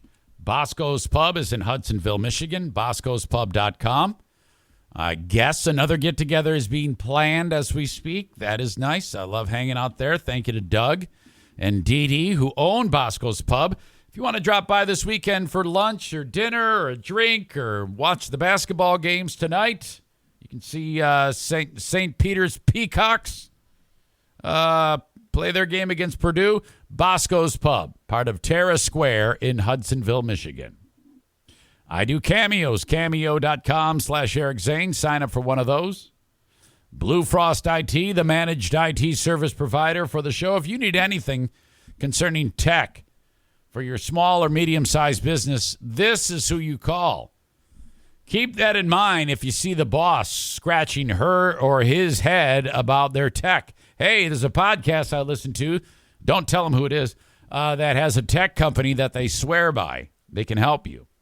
Blue Frost IT. They can do contracted work. They can do project work. They can do managed work. They do it all. Blue Frost IT. 616-200-8550. Van Dyke Mortgage, Man Dyke, what an asshole.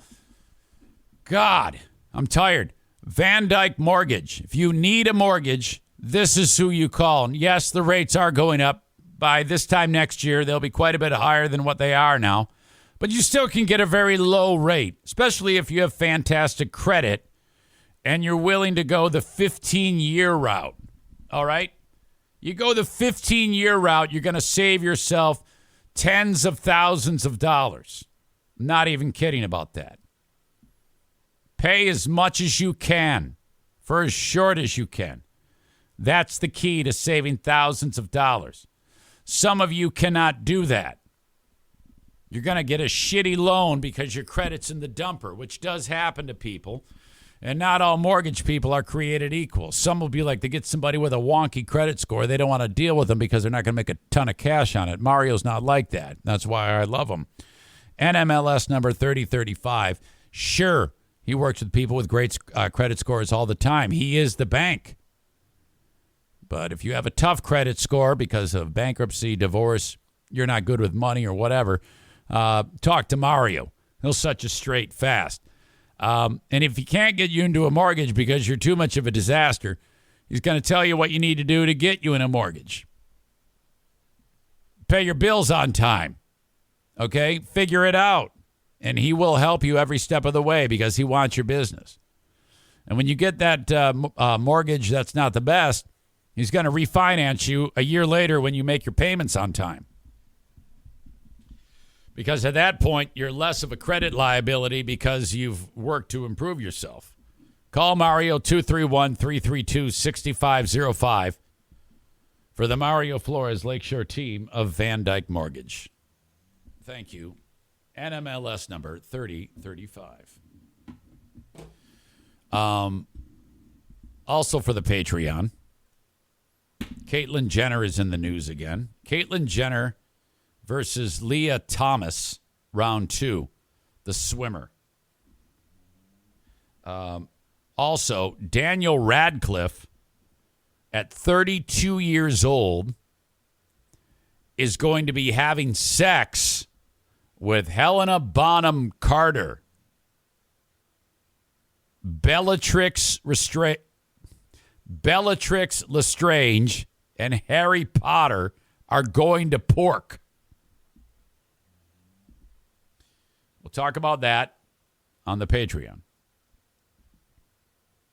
Yesterday's asshole of the day, I need to point out, is Amanda for wanting 5-year-olds to hack their dicks off. My God. I think I pissed her off.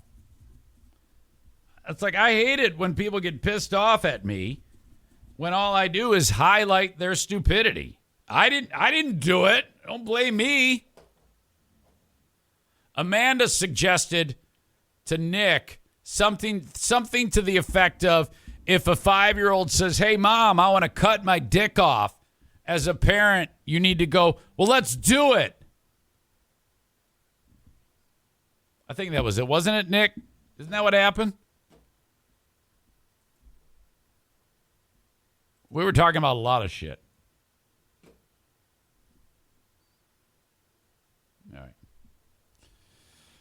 All right. Fuck, marry, kill. Leah Thomas, Caitlyn Jenner, and funny guy Aaron. Ooh, boy. I'd fuck the shit out of Caitlyn Jenner. I'd marry Aaron, and I'd kill Leah Thomas.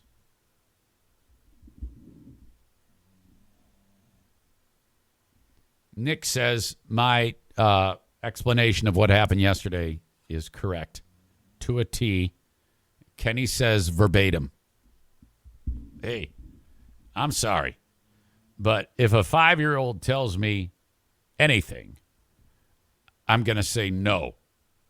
If a 5-year-old says, I want a juice bag, I'm going to say no. If a 5-year-old says, I want a puppy, I'm going to say no. If a 5-year-old says, I want to cut my dick off, I'm going to say no.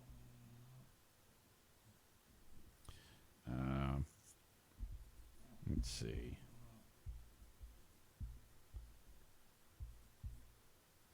That's our asshole of the day. We covered a lot of ground today. Writing.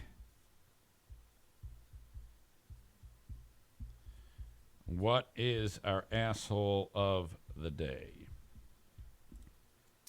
I'd have to say that it is Amanda for wanting to hack off young cocks is your asshole of the day. Fuck. See what I did there? It's a plot twist. That was a plot twist. Holy shit. And that's how we're going to end it. Right there. That's the end of the show. Holy fucking shit. Fuck. Incredible. 2 times for dick hacking. I'll talk to you on the Patreon. You must join me. Why would you not join me? Holy shit. 3-time champ this week, Amanda. 2 days consecutively. Patreon.com. Patreon.com/Eric Zane. Join me on Patreon. You deserve it. You really do. Okay, have a good one. Bye-bye.